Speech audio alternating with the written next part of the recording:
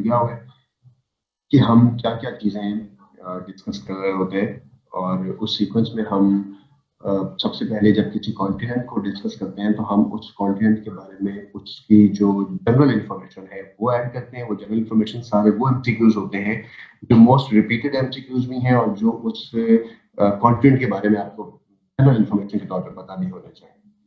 और उसके बाद हम फिर उसके अंदर रिवर्स, माउंटेन्स और बाकी एरियाज को वन बाय वन देखेंगे और एक्सप्लोर करेंगे। ठीक है जी। तो लेट्स स्टार्ट इट और हमें इसमें क्या क्या देखना है इसको इसी तरह से चेक कर लेते हैं। सबसे पहले तो एशिया जो है, दिस दिस इज एशिया। सारे का सारा इस एशिया में मैं भी आपको लेके जाता हूँ, इसकी चीजें आपको एक्सप्लोर करवाता हूँ, इसके बारे में कुछ जनरल इंफॉर्मेशन लिखना शुरू करें। एशिया जो है, this is the largest continent. तो सबसे पहले ये first largest continent of the world, right? Largest continent है एशिया। मैं आप लोग की चैट बंद करूंगा। अभी भी कुछ ज्यादा जो है बार बार क्लास में आ रहे हैं। Largest continent of the world दो लिहाज से, इसके अंदर जो तीन चार एमसीक्यूज आते हैं इसके लार्जेस्ट होने के हवाले से मैं सारे लिखवाता हूँ और उनकी सारी एंगल्स भी अभी आपको समझाता हूँ। Largest continent of the world है। Largest continent of the world किस तरह से है? ये इस तरह से है कि बाय पॉपुलेशन भी ये सबसे ज्यादा बड़ा है और बाय एरिया भी ये सबसे ज्यादा बड़ा है, राइट? अब बाय पॉपुलेशन ये किस तरह से हम इसके अंदर सेग्रीगेशन करते हैं, ये वाली चीजें जरा नोट कीजिएगा। अगर हम पूरे एशिया की बात करें, यानी ये जो एशिया इस वक्त हमारे सामने जो मैप है सर आपको दिखा रहे हैं, लेफ्ट साइड पे यूरोप है, वेस्टर्न साइड पे, और ये सारे का सारा आपके सामने एशिया है। इस एशिया के अंदर जो पॉपुलेशन है दुनिया की वो सबसे ज्यादा है। क्यों? क्योंकि चाइना मोस्ट पॉपुलस कंट्री है, इंडिया की पॉपुलेशन बहुत ज्यादा है, इंडोनेशिया बहुत बड़ा है, रशिया का इलाका भी बहुत बड़ा है, वहां पर भी बहुत आबादी है, और जो सेंट्रल एशियन रिपब्लिकन स्टेट्स हैं, जो मिडल ईस्ट है, ये सारे कॉन्सेप्ट आप क्लियर होंगे कि मिडल ईस्ट कहाँ है, इसमें क्या चीज फॉल करती है, ईस्ट क्या होता है, सेंट्रल क्या होता है, तो ये मैं आपको सारे शेयर करूंगा। अच्छा,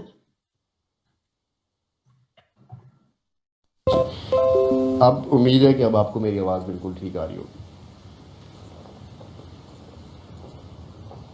आवाज अभी भी अभी ठीक आ रही है आप लोग को? अब आवाज ठीक आनी चाहिए आप लोग को, कोई जवाब दे दे।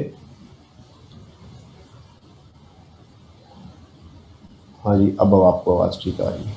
ठीक है, एक मिनट होल्ड कीजिएगा।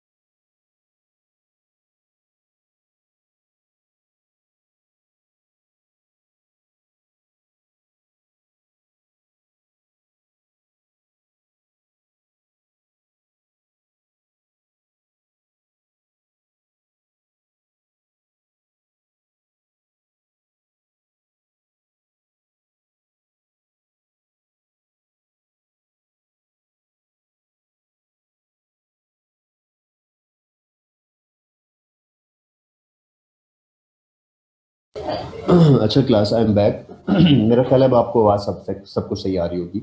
आवाज़ का इशू था उस वक्त। मैं आपसे वहीं से चीज़ें स्टार्ट करता हूँ। मैंने आपसे कहा कि जो हमारा कॉन्टिनेंट है, लार्जेस्ट कॉन्टिनेंट है एशिया, ये पॉपुलेशन वाइज बड़ा है। इस एशिया के सारे जो हिस्से हैं वो सारे हम एक्सप्लोर करेंगे।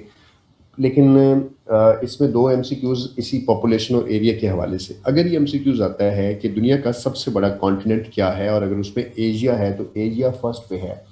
हमने इसके बाद पढ़ना है अफ्रीका। तो अफ्रीका दुनिया का सेकंड लार्जेस्ट कॉन्टिनेंट है, पॉपुलेशन और एरिया वाइज दोनों में। और रशिया भी इसी तरह से, सॉरी एशिया भी इसी तरह से है। अच्छा, इसके बाद थर्ड लार्जेस्ट जो है वो हमारा नॉर्थ अमेरिका है, फोर्थ लार्जेस्ट हमारा साउथ अमेरिका है, और फिफ्थ लार्जेस्ट यानी पाँचवें नंबर पे जो हमारा कॉन्टिनेंट आता है वो यूरोप आता है, और फिर उसके बाद ऑस्ट्रेलिया आता है। तो अगर हम उल्टी गिनती गिने तो आपको, मैं पिछली क्लासेस में आपको ये बात याद होगा कि सबसे छोटा जो है वो ऑस्ट्रेलिया है, और उसके बाद सेकंड स्मॉलेस्ट कॉन्टिनेंट जो है वो यूरोप है। तो ये थोड़ा सा हमारे पास रैंकिंग पॉइंट ऑफ व्यू से हमारे पास चीज़ होनी चाहिए। इसको आपने एज इट इज़, जैसे मैंने बोला, आपने लिख लिया होगा और इसको बाद में आपने अरेंज कर लेना है इसको। अब एशिया के अंदर कुछ चीज़ें और भी हैं। जैसे अगर हम मुस्लिम वर्ल्ड की बात करें तो जो इस्लामिक कंट्रीज़ हैं इसके अंदर, एशिया के अंदर, उन इस्लामिक कंट्रीज़ में एक मुल्क है काज़ख्स्तान। काज़ख्स्तान, राइट। और काज़ख्स्तान जो है ये मुस्लिम कंट्रीज़ में एरिया वाइज बड़ा है, एरिया वाइज लार्जेस्ट है इन मुस्लिम कंट्रीज। सवाल यूं भी आता होता है। अच्छा, और इंडोनेशिया जो है, इंडोनेशिया या इंडोनेशिया, ये पॉपुलेशन वाइज इस्लामिक कंट्रीज में लार्जेस्ट है। और ये दोनों कहाँ हैं? दोनों आपके एशिया के अंदर है, राइट। तो पहला सवाल कि दुनिया का लार्जेस्ट कॉन्टिनेंट में भी यही है। अगर हम इस्लामिक वर्ल्ड में चले जाएं तो इस्लामिक कंट्रीज के अंदर काज़ख्स्तान एरिया वाइज बड़ा है और इंडोनेशिया पॉपुलेशन वाइज बड़ा है, राइट। अब इस एशिया के अंदर टोटल जो रियासतें हैं उनकी तादाद है 48 कंट्रीज। यहाँ पर एक कैच है, हमें वो समझना पड़ेगा। यार आप क्यों लेट आते हैं? मुझे नहीं समझ आ रही कि आप जब जब कोई बच्चा वेटिंग रूम में एंटर होता है तो मैं जो लिख रहा होता हूँ वो नहीं लिखा जाता है मुझसे उस वक्त। अच्छा, वेटिंग एरिया क्या मैं लिखवा रहा था? टोटल कंट्रीज, कंट्रीज और स्लैश स्टेट्स कितनी है इसके अंदर? 48 स्टेट्स हैं। लेकिन यहाँ पर एक चीज़ को समझना है, किसी जगह पर आपको 50 स्टेट्स भी पढ़ने में और किसी एमसीक्यूज में नज़र आएगा। अच्छा, जवाब 48 भी ठीक है, जवाब 50 स्टेट्स भी ठीक है। क्यों? इसलिए कि 48 के अंदर दो मुल्क हैं, एक है ताइवान और एक मुल्क है हांगकांग। ये दोनों जो ये दोनों जो मुल्क हैं, ये दोनों जो कंट्रीज हैं, हांगकांग हांगकांग और ताइवान, इनको मिलाकर ये 50 हो गए। लेकिन ताइवान और हांगकांग दोनों चाइना के ज़ेर कंट्रोल हैं, और ये क्लेम करते हैं कि हम चाइना से अलहदा होना चाहते हैं या हमें चाइना अलहदा कर दे, लेकिन चाइना उनको अलहदा नहीं कर रहा। तो जब तक यूनाइटेड नेशंस इनको कंट्रीज़ रिकॉग्नाइज नहीं करेगी, कुछ रियासतों जो चाइना के अगेंस्ट हैं वो इनको एक्सेप्टेंस की बात करती हैं। तो इस वजह से कभी किसी जगह पर 50 स्टेट्स भी एशिया की काउंट होती हैं, इंक्लूडिंग ताइवान एंड हांगकांग। अगर ताइवान हांगकांग को चाइना का हिस्सा समझा जाए तो फिर ये 48 स्टेट्स होंगी। सवाल में 48 और 50 दोनों इकट्ठा नहीं होगा। अगर 48 और 50 इकट्ठा होगा तो ये जो कंडीशन मैंने अभी आपको समझाई है ये साथ मेंशन होगी। और अगर ये यूँ नहीं होगा तो या जवाब में 50 होगा, 40 होगा, 23 होगा या कुछ और होगा।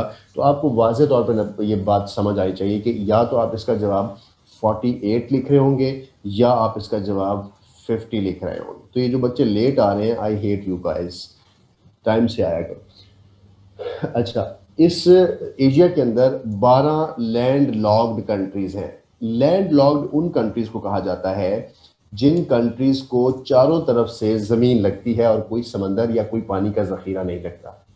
ठीक है, मेरे कर्सर को देखना है, मैप के अंदर मैं आपको दिखाता हूँ। ये देखें, एक मुल्क है अफ़गानिस्तान। इस अफ़गानिस्तान के चारों तरफ कोई कोस्टल लाइन नहीं है ना, यहाँ से भी लैंड, यहाँ भी लैंड, ऊपर भी लैंड, चारों तरफ लैंड। तो अफ़गानिस्तान लैंड लॉक कंट्री है। उसके अलावा एक लफ्ज़ यूज़ होता है CARS, कार्स। कार्स का मतलब होता है सेंट्रल एशियन, मैंने इस वर्ड को बहुत दफ़ा बोलना है इसलिए समझ लीजिएगा इसको, central Asian Republican states, right. Central Asian Republican states का मतलब कि वो रियासतें जो सेंटर में हैं एशिया के, वो कौन कौन सी रियासतें हैं याद रखना है, जिनके साथ तान तान तान तान की तस्वीर लगती है, यानी ताजिकिस्तान, तुर्कमानिस्तान, उज़्बेकिस्तान, काज़ाख्स्तान, राइट। इस तरह की जो रियासतें हैं, मोस्टली, सारी नहीं, सारी सेंट्रल एशियन रिपब्लिकन स्टेट्स नहीं, mostly central Asian Republican states जो है वो आपकी लैंड लॉक कंट्रीज के अंदर आती है। ठीक है, ऊपर चले जाएं तो ये देखिए मंगोलिया है, मंगोलिया भी चारों तरफ से, तो 12 लैंड लॉक कंट्रीज है। तो जैसे हम लैंड फॉर्म्स पढ़ के आए आप लोगों के साथ, उसी तरह ये भी लैंड फॉर्म आती है कि लैंड लॉक कंट्री कौन सा है और कौन सा नहीं है। आपको मैं एक बात बताऊं तो जो बोलिविया है साउथ अमेरिका के अंदर, पढ़ा था हमने बोलिविया साउथ अमेरिका में, यहाँ पर ये देखिए बोलिविया भी लैंड लॉक कंट्री है, चारों तरफ से लैंड लॉक है।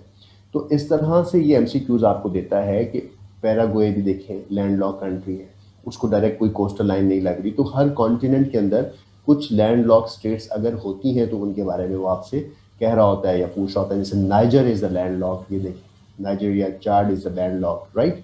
सो ये लैंड लॉक कंट्रीज है। तो आपको इस एमसीक्यूज को समझने के लिए आपको दुनिया की जो लैंड लॉक स्टेट्स हैं उनके बारे में ओवरऑल या जनरली पता हो, क्योंकि अब हम इन तमाम एरियाज को देख के और समझ के आप ही तो गए। अच्छा, अब एशिया के अंदर कुछ चीज़ें हम और देखने जा रहे हैं। एशिया के अंदर जो हमारे पास कुछ कुछ एशिया के एजाज़ात यानी एशिया की स्पेशलिटीज़ क्या हैं। सबसे पहले mount Everest, the world largest mountain कहाँ है, एशिया में, और उसका क्या नाम आपने लिखा है, माउंट एवरेस्ट। अब माउंट एवरेस्ट हम वैसे इसकी मैं लिखवा देता हूँ आपके अभी यहाँ पर 8848 मीटर इसकी हाइट है। और ये मैंने आपको पढ़ाई थी जब हम मैरियाना ट्रंच कर रहे थे, याद है ना उस वक्त। अच्छा, इसी तरह दुनिया की सबसे ऊंची जगह यहाँ पे है, दुनिया का डीपेस्ट प्लेस जो कि समंदरों में होती है, जिसका नाम क्या है, मैरियाना ट्रेंच। तो मैरियाना ट्रेंच भी यहाँ पर है। किस जगह पे हमने पढ़ा था, इसको याद करें, फिलीपींस में पढ़ा था और जापान के साथ है। और कहाँ पढ़ा था हमने, पैसिफिक में पढ़ा था, राइट, पैसिफिक में। और किस पैसिफिक में पढ़ा था, वेस्ट ऑफ पैसिफिक में, राइट, पैसिफिक के वेस्ट में पढ़ा था। मैरियाना ट्रेंच भी यहाँ पे है। उसके बाद the smallest states of Asia, वो कौन सी है, मालदीव, मालदीव, मालदीव, ऑलराइट। उसके बाद अब मैंने आपको स्मॉलेस्ट स्टेट याद करें, यूरोप में भी पढ़ाई थी ना, यूरोप के अंदर मोनाको बताया था और उसके साथ मैंने आपको वेटिकन सिटी बताया था, उसका रकबे भी बताए थे, राइट। तो मालदीव इस एशिया की स्मॉलेस्ट स्टेट है और इसका जो टोटल रकबा है दैट इज 116 स्क्वायर माइल्स, किसका, मालदीव का। अच्छा, अब इसमें एक टॉलेस्ट बिल्डिंग है, टॉलेस्ट बिल्डिंग। अब टॉलेस्ट बिल्डिंग का क्वेश्चन समझेंगे ज़रा हम।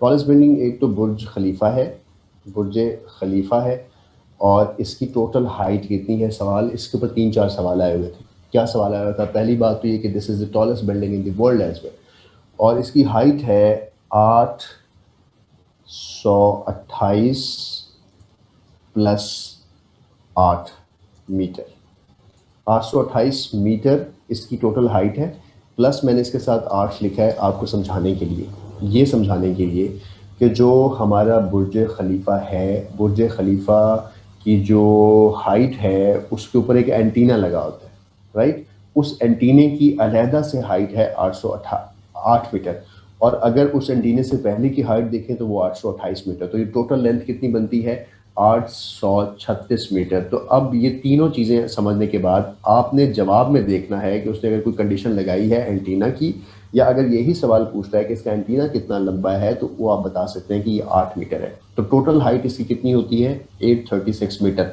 लेकिन सवाल इसका ये भी आया हुआ था कि इसको बनाया किसने है। तो आप लोगों के पास सैमसंग के मोबाइल्स हैं ना, तो बेसिकली सैमसंग कंपनी की, सैमसंग C&T नामी एक कंपनी थी जिसने इसको डिज़ाइन किया।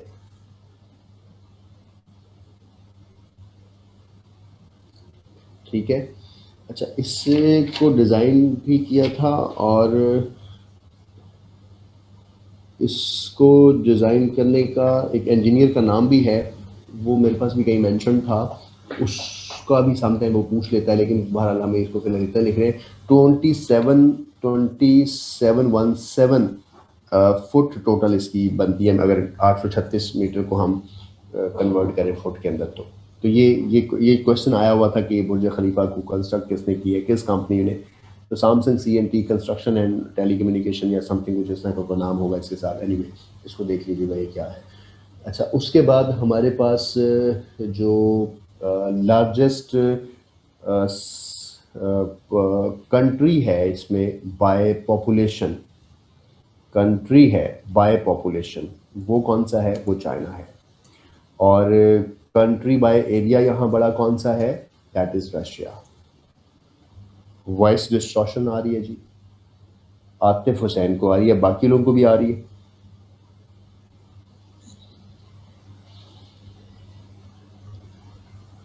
नहीं, बाकियों का कोई इशू नहीं है जी।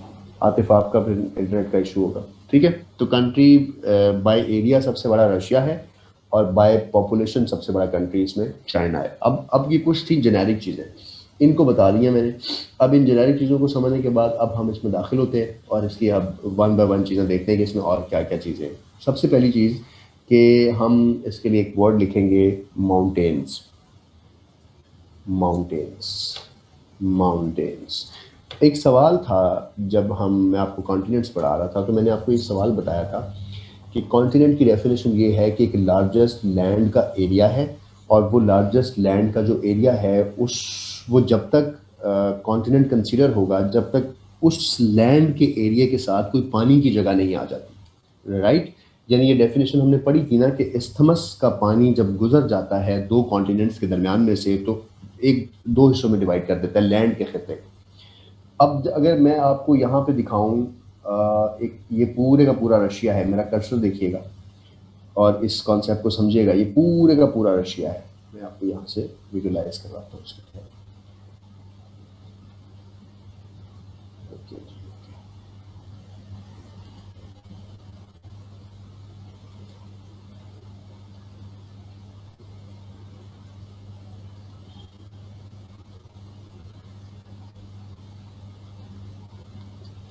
अच्छा, ये देखें, ये पूरे का पूरा एशिया कॉन्टिनेंट है ना, और यहाँ तक लगता है कहीं पे पानी है इन दोनों के दरमियान, यानी ये आपका यूरोप है पूरे का पूरा, और ये कुछ यूरोप के साथ ही मुंसलिक इलाके हैं, और और ये सारे का सारा एशिया है, तो इनके दरमियान तो कहीं पानी नहीं है, नहीं है ना पानी।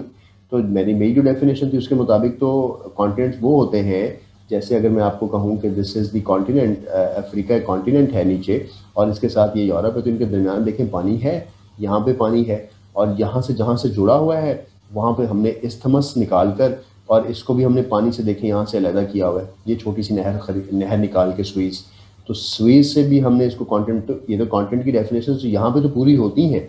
तो अगर मैं आपको कहूँ कि ऑस्ट्रेलिया के अंदर, ऑस्ट्रेलिया को भी हम अलग कर दें, तो ऑस्ट्रेलिया भी अलग, उनके दरमियान पानी है, तो यहाँ पर क्यों नहीं है?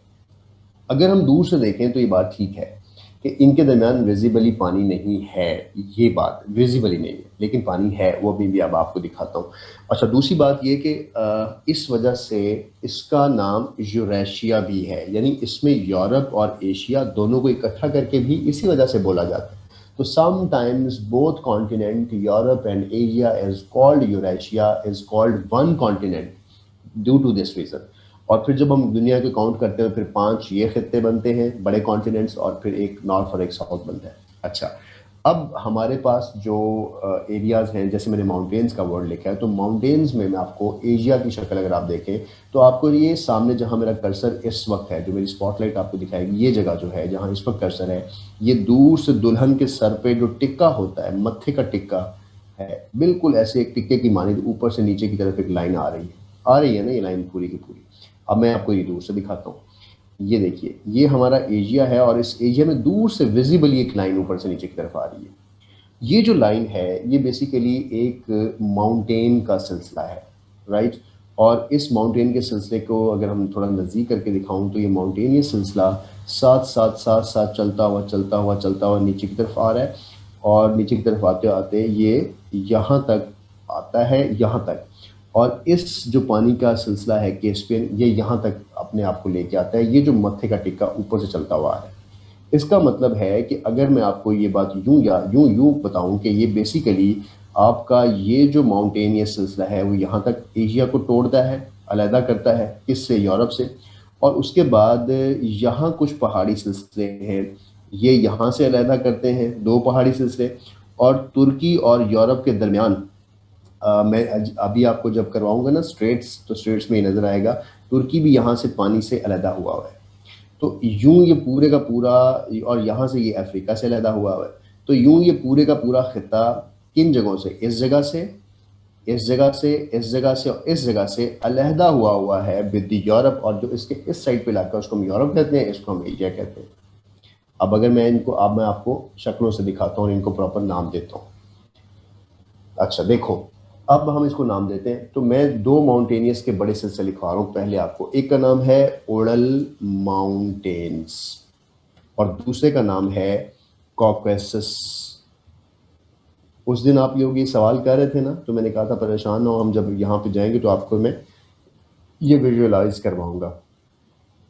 तो कॉकेसस माउंटेन्स का सिलसिला यहाँ पर हमारे पास, ठीक है। अब ये जो ऊपर से टिक्के की मानित नीचे ये वाला जो सिलसिला आ रहा है ना, this is called Caucasus, this is called oral mountains. तो सबसे पहले मैं आपको ओरल माउंटेन्स के मतलब कुछ इन्फॉर्मेशन लिखवाता हूँ। ओरल माउंटेन्स से मतलब क्या एमसीक्यूज आते हैं, किस तरह से आपने इनको याद करना है, उस पर बात करता हूँ। ओरल माउंटेन्स को जरा मैं क्लोज जाके मैं आप लोग को दिखाता हूँ। ये ओरल माउंटेन्स बेसिकली ऊपर से आती हैं। वो वादे भी याद करो जो मैंने तुम्हें दिए थे कि जब पानी का कोई ज़ख़ीरा होता है, ग्लेशियर होता है, वो पिघलता है, पिघलने के बाद वो लेक्स में जाता है, लेक्स के बाद वो फिर आगे रिवर्स में, रिवर्स के बाद वो आगे सी में, फिर डेल्टा में, और देन वो ओशन में जाता है ना। ये बात सारी आप लोग को पता है। अब अगर आपको ये बात पता है तो फिर इसका मतलब है जहां पहाड़ होंगे उनके ऊपर बर्फ होगी, राइट। या जब इस रीजन के अंदर बारिश होगी तो इन पहाड़ों पर से जो पानी पिघलेगा वो कहाँ जाएगा, वो नदी नालों में जाएगा ना। तो ये देखें, इस पहाड़ से पानी निकला और यहाँ आ गया। अब ये पूरे का पूरा एक नदी, एक नाला बन गया। तो अगर मैं करीब जाके देखा तो मुझे पता चला कि हाँ, इस कॉन्टिनेंट्स के दरमियान तो पानी की प्रेजेंस, छोटी छोटी लेक्स, छोटे छोटे पहाड़ी सिलसिले, छोटे छोटे पानियों के सिलसिले इसको काटते काटते नीचे की तरफ आ रहे हैं, नीचे की तरफ जा रहे हैं, और नीचे की तरफ जाते जाते कहाँ पे अपने आप को एंड कर रहे होंगे, नीचे जाके इस कैस्पियन सी के अंदर एंड कर रहे होंगे। तो ये तो वाजे तौर पर फिर काट रहा है। इसलिए मैंने वर्ड बोला था कि there is no visible difference जो हमें सामने से नजर आता है, लेकिन जब हम एशिया में जाते हैं तो फिर हमें ओरल माउंटेन्स का पता चलता है। अब जब हमें ये बात समझ आ गई, अब मैं आपको ओरल माउंटेन्स की कुछ इन्फॉर्मेशन लिखवाता हूँ। ओरल माउंटेन्स जो है इसके साथ कुछ वर्ड्स यूज किए जाते हैं। Oral mountains basically conventional boundary के तौर पे इस्तेमाल होता है। कन्वेंशनल बाउंड्री किसके दरमियान, आई हेट, मैं लिख रहा था कहीं और, कन्वेंशनल बाउंड्री है किसके दरमियान, right, between Europe and Asia. तो अगर ये पूछा जाए आपसे कि एशिया और यूरोप के दरमियान जो पहाड़ी सिलसिला दो बाउंड्रीज बनाता है, यानी दो साइड पे डिवाइड करता है बड़े उसको कन्वेंशनल तौर पे, तो वो कौन सी पहाड़ी, यानी इस पहाड़ी को आप क्रॉस कर लें तो आप या एशिया में चले जाएंगे या आप यूरोप में चले जाएंगे। तो ओरल माउंटेन से मुतालिक पहली बात तो ये। दूसरी बात, ओरल माउंटेन, और ये एमसीक्यूज में आई हुई बात है कि एशिया और यूरोप के दरमियान कन्वेंशनल बाउंड्री कौन सी है। नीचे लिखा होगा उड़ल, कॉकेसस या वट एवर, 5-6 नाम और पहाड़ी सिलसिलों के होंगे, या कोई और लाइन का वर्ड होगा, तो ओरल माउंटेन इसका जवाब होता है। अच्छा, ओरल माउंटेन मैंने आपको दिखा भी दी, जो टिक्का है हमारे एशिया का। अब ओरल माउंटेन्स जो है, इसके एक साइड पर ये रशिया के वेस्ट में है और यूरोप के ईस्ट में है। जो बातें मैंने आपको बताई हैं, क्या इसमें कोई रॉकेट साइंस तो नहीं है ना। यूरोप के ईस्ट में और रशिया के वेस्ट में, यानी ये चीज़ें तो आपको इस तरह से पता चल गई कि आप लोगों को मैप पता है, आप लोगों को लोकेशंस पता है। तो ये बात याद रखने वाली तो नहीं। अगर याद रखने वाली नहीं तो ये मुफ्त के नंबर नहीं थे जो उन्होंने एमसीक्यूज के तौर पे पूछे हुए थे, बिल्कुल मुफ्त के नंबर थे। तो कोकेसस उड़ल माउंटेन्स जिनका जिक्र अभी हम यहाँ कर रहे हैं, ये माउंटेन्स अगर यहाँ से यहाँ तक आ रही हैं तो इन माउंटेन्स में इस साइड पर ईस्टर्न साइड ये रशिया का वेस्ट बनता है और ये यूरोप का उत्तर ईस्ट बनता है। यहाँ तक की बात क्लियर हुई।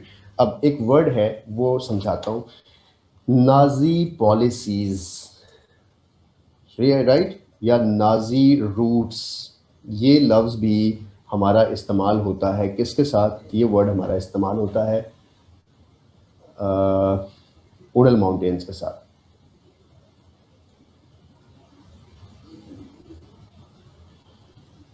राइट, अब ये कौन सी माउंटेन्स हैं जो ये वर्ड यूज़ होता है, अब ये बात समझाता हूँ आपको। आप लोगों ने इमरान खान की तकरीर सुनी होगी और इमरान खान की तकरीर के अंदर आपने एक लफ्ज़ सुना होगा, Nazi policies of Modi, India की नाजी पॉलिसीज़, इंडिया की नाजी गवर्नमेंट, ये वर्ड सुना होगा आपने। तो मैं आपको नाजी का थोड़ा सा बैकग्राउंड बताऊंगा 2 मिनट के लिए, ताकि आप इस एमसीक्यूज़ को या इस अंडरस्टैंडिंग को उड़ल माउंटेन्स के साथ कैसे रिलेट करते हैं। देखो, जब वर्ल्ड वॉर 2 हुई ना, तो वर्ल्ड वॉर 1 जो हुई थी वो आप लोग को पता है कि 1914 से लेकर 1919 तक हुई। उसके बाद वर्ल्ड वॉर, और ये कहाँ हुई थी, यहाँ पे ये यूरोप का हिस्सा था, यूके था, फ्रांस था और जर्मनी था। ये 3 बड़ी पावर्स थी। इन्हीं पावर्स की जहाँ जहाँ कॉलोनीज थी पूरी दुनिया में, ये सारी की सारी कॉलोनीज लड़ पड़ी थी और इसको हम वर्ल्ड वॉर 1 कहते हैं। जब वर्ल्ड वॉर 1 ख़त्म हुई तो जो बेसिकली जर्मनी था, उस जर्मनी को सज़ा दी गई और जर्मनी के कुछ हिस्से काट के जर्मनी को अलहदा किया गया और जर्मनी पे पाबंदियाँ लगाई गई। जब जर्मनी पे पाबंदी लगी तो जर्मनी के जो लोग थे वो खिलाफ हो गए यूरोप के बाकी लोगों पे कि उन्होंने उनको सज़ा दी है, वर्ल्ड वॉर 1 में नुकसान भी उनका किया और बाद में उनके खिलाफ दुश्मनी भी हो गई। अब जब ये बात हुई तो 1930s के अंदर हिटलर ने अपनी एक फ़ोर्स बनाई, हिटलर फोर्स बनाई, और हिटलर की फ़ोर्स को नाज़ी फ़ोर्स का नाम दिया गया। तो जब भी वर्ड आप नाज़ी पढ़ें, बेसिकली ये हिटलर की फ़ोर्स है, राइट। और हिटलर की पॉलिसी को नाज़ीज़म भी कहते हैं। अब हिटलर ने क्या किया था, हिटलर ने एक पूरी कौम को, मैं इन बच्चों का क्या करूं जो लेट आ रहे हैं, हिटलर ने एक पूरी कौम को जो पॉलिसीज़ बनाई उसको नाज़ीज़म कहते हैं। अब जो नाज़ीज़म है, अब नाज़ीज़म का टर्म उस बंदे के लिए इस्तेमाल होती है जो हिटलर की मेंटालिटी रखता है कि जो कौम या जो रेस या यहूदी या कोई भी ख़ास तबका जो आपके मुल्क के अगेंस्ट है या आपके ख़िलाफ़ उन्होंने कोई बगावत की है या आपको वो नापसंद है, तो आप सबको मार दें और अपने नेशनल इंटरेस्ट को देखें।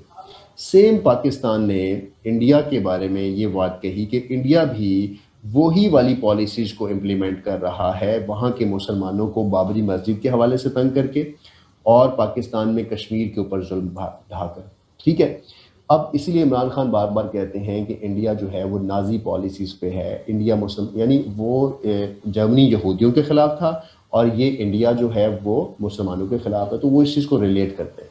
अब ये तो मैंने कॉन्सेप्ट आपको मौजूदा के तौर पर समझा दिया, लेकिन ये जो नाजी फोर्सेस ने जब वर्ल्ड वॉर 2 में यूरोप से एशिया के ऊपर आके हमले करने की कोशिश की और एशिया की तरफ निकले, तो इन्होंने जो रूट अपनाया था वो उड़ल माउंटेन से निकले। तो जो नाजी पॉलिसीज़ हैं या नाजी फोर्सेस का जो वर्ल्ड वॉर 2 का रूट था वो एशिया में दाखिल होने का, वो ये रूट था। तो और यूरोप से अगर कोई फोर्स किसी भी रास्ते दाखिल होती है तो यहाँ के रास्ते, पहाड़, यहाँ के दरिया और यहाँ के जो जंगलात हैं उनको क्रॉस करके वो एशिया, और एशिया के बाद उन तमाम इलाकों में दाखिल हुए जहाँ पर उन्होंने वर्ल्ड वॉर में शिरकत करनी थी। इस वजह से उड़ल माउंटेन्स के साथ जो नाजी पॉलिसीज़ हैं या नाजी फोर्सेस हैं या जो वर्ल्ड वॉर 2 में फोर्सेस का रूट है फॉर द यूरोप, उसके साथ भी ये लफ्ज़ यूज़ होता है। और ये वाला एमसीक्यूज़ या ये अंडरस्टैंडिंग समझाने के लिए मैंने आपको एक पूरा स्केच समझाया है जो कि उस हिस्ट्री के साथ बिलोंग करता है। क्लियर हुई बात? किसी को कोई इशू यहाँ पर, कोई यहाँ पे है भी सही कोई या नहीं है?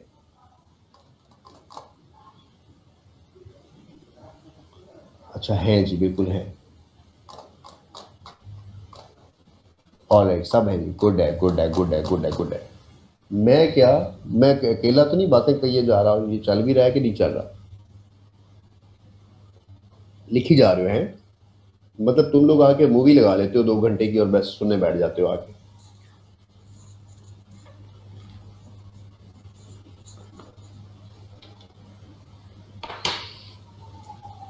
ठीक है जी, ऑलराइट, ठीक है, ठीक है, आपके मैसेजेस मुझे मिल रहे हैं, बाकी नहीं मिल रहे। ऑलराइट, ज़हीम साहब आपने जितनी माशाल्लाह लेट ज्वाइन किया है तो आपको तो लिसनिंग भी नहीं होगी और फिर आपकी इंटरेस्टिंग भी नहीं होगी। ठीक है, ध्यान से ही सुने हमें, राइट। ऑलराइट, आ जाए वापस। अब जब हमने ये सारी डायग्राम उड़ल माउंटेन से मुतालिक बना ली, अब उड़ल माउंटेन्स के बाद मैं आपको दूसरे माउंटेनियस सिलसिले की तरफ लेके आता हूँ। लेकिन उड़ल माउंटेन्स के मुतालिक 3-4 चीज़ें और बताना चाहता हूँ। वो ये बताना चाहता हूँ कि जो उड़ल माउंटेन्स हैं ये एनरिच्ड हैं, यानी ये बहुत ज़्यादा इसमें ज़ख़ीरा है किसका, मिनरल्स का। यहाँ मिनरल्स बहुत सारे हैं, राइट। और जो रशिया की मिनरल इंडस्ट्री है वो इस पर बहुत डिपेंड करती है। मिनरल्स क्या होते हैं, धातें होती हैं, केमिकल्स होते हैं जो ज़मीन से निकलते हैं, वो इनके पहाड़ी सिलसिलों में बहुत ज़्यादा है। और रशिया यहाँ से बहुत सी चीज़ों को लेकर अपनी जो इंडस्ट्री है उसको जाके उसको फ्लरिश करता है और वहाँ पे चीज़ें डिवाइस करता है। सो ये वाला कॉन्सेप्ट भी हमारा उड़ल माउंटेन्स के साथ ही लिखता है। अब उड़ल के बाद अब हम आते हैं एक और पहाड़ी सिलसिले की तरफ, एशिया के दूसरा बड़ा पहाड़ी सिलसिला जिसको हम कहते हैं कॉकेसस। अब मैंने कॉकेसस का वर्ड लिखा तो है, लेकिन ये जो दो पहाड़ी सिलसिले मैं आपको क्यों पढ़ा रहा हूँ, ये मैं इसलिए पढ़ा रहा हूँ कि बेसिकली ये डिवाइड करते हैं यूरोप और एशिया को, क्योंकि इसमें और पहाड़ी सिलसिले भी हैं एशिया में, वो मैं इसके बाद पढ़ाता हूँ। दो मैंने शुरू में इसलिए लिखे हैं ताकि मैं आपको ये डिवीजन समझा सकूँ। अब कॉकेसस माउंटेन्स क्या है, कॉकेसस माउंटेन्स को ज़रा गौर से देखिएगा। कॉकेसस माउंटेन्स को आपने देखना किस तरह से है, ये है कॉकेसस माउंटेन्स।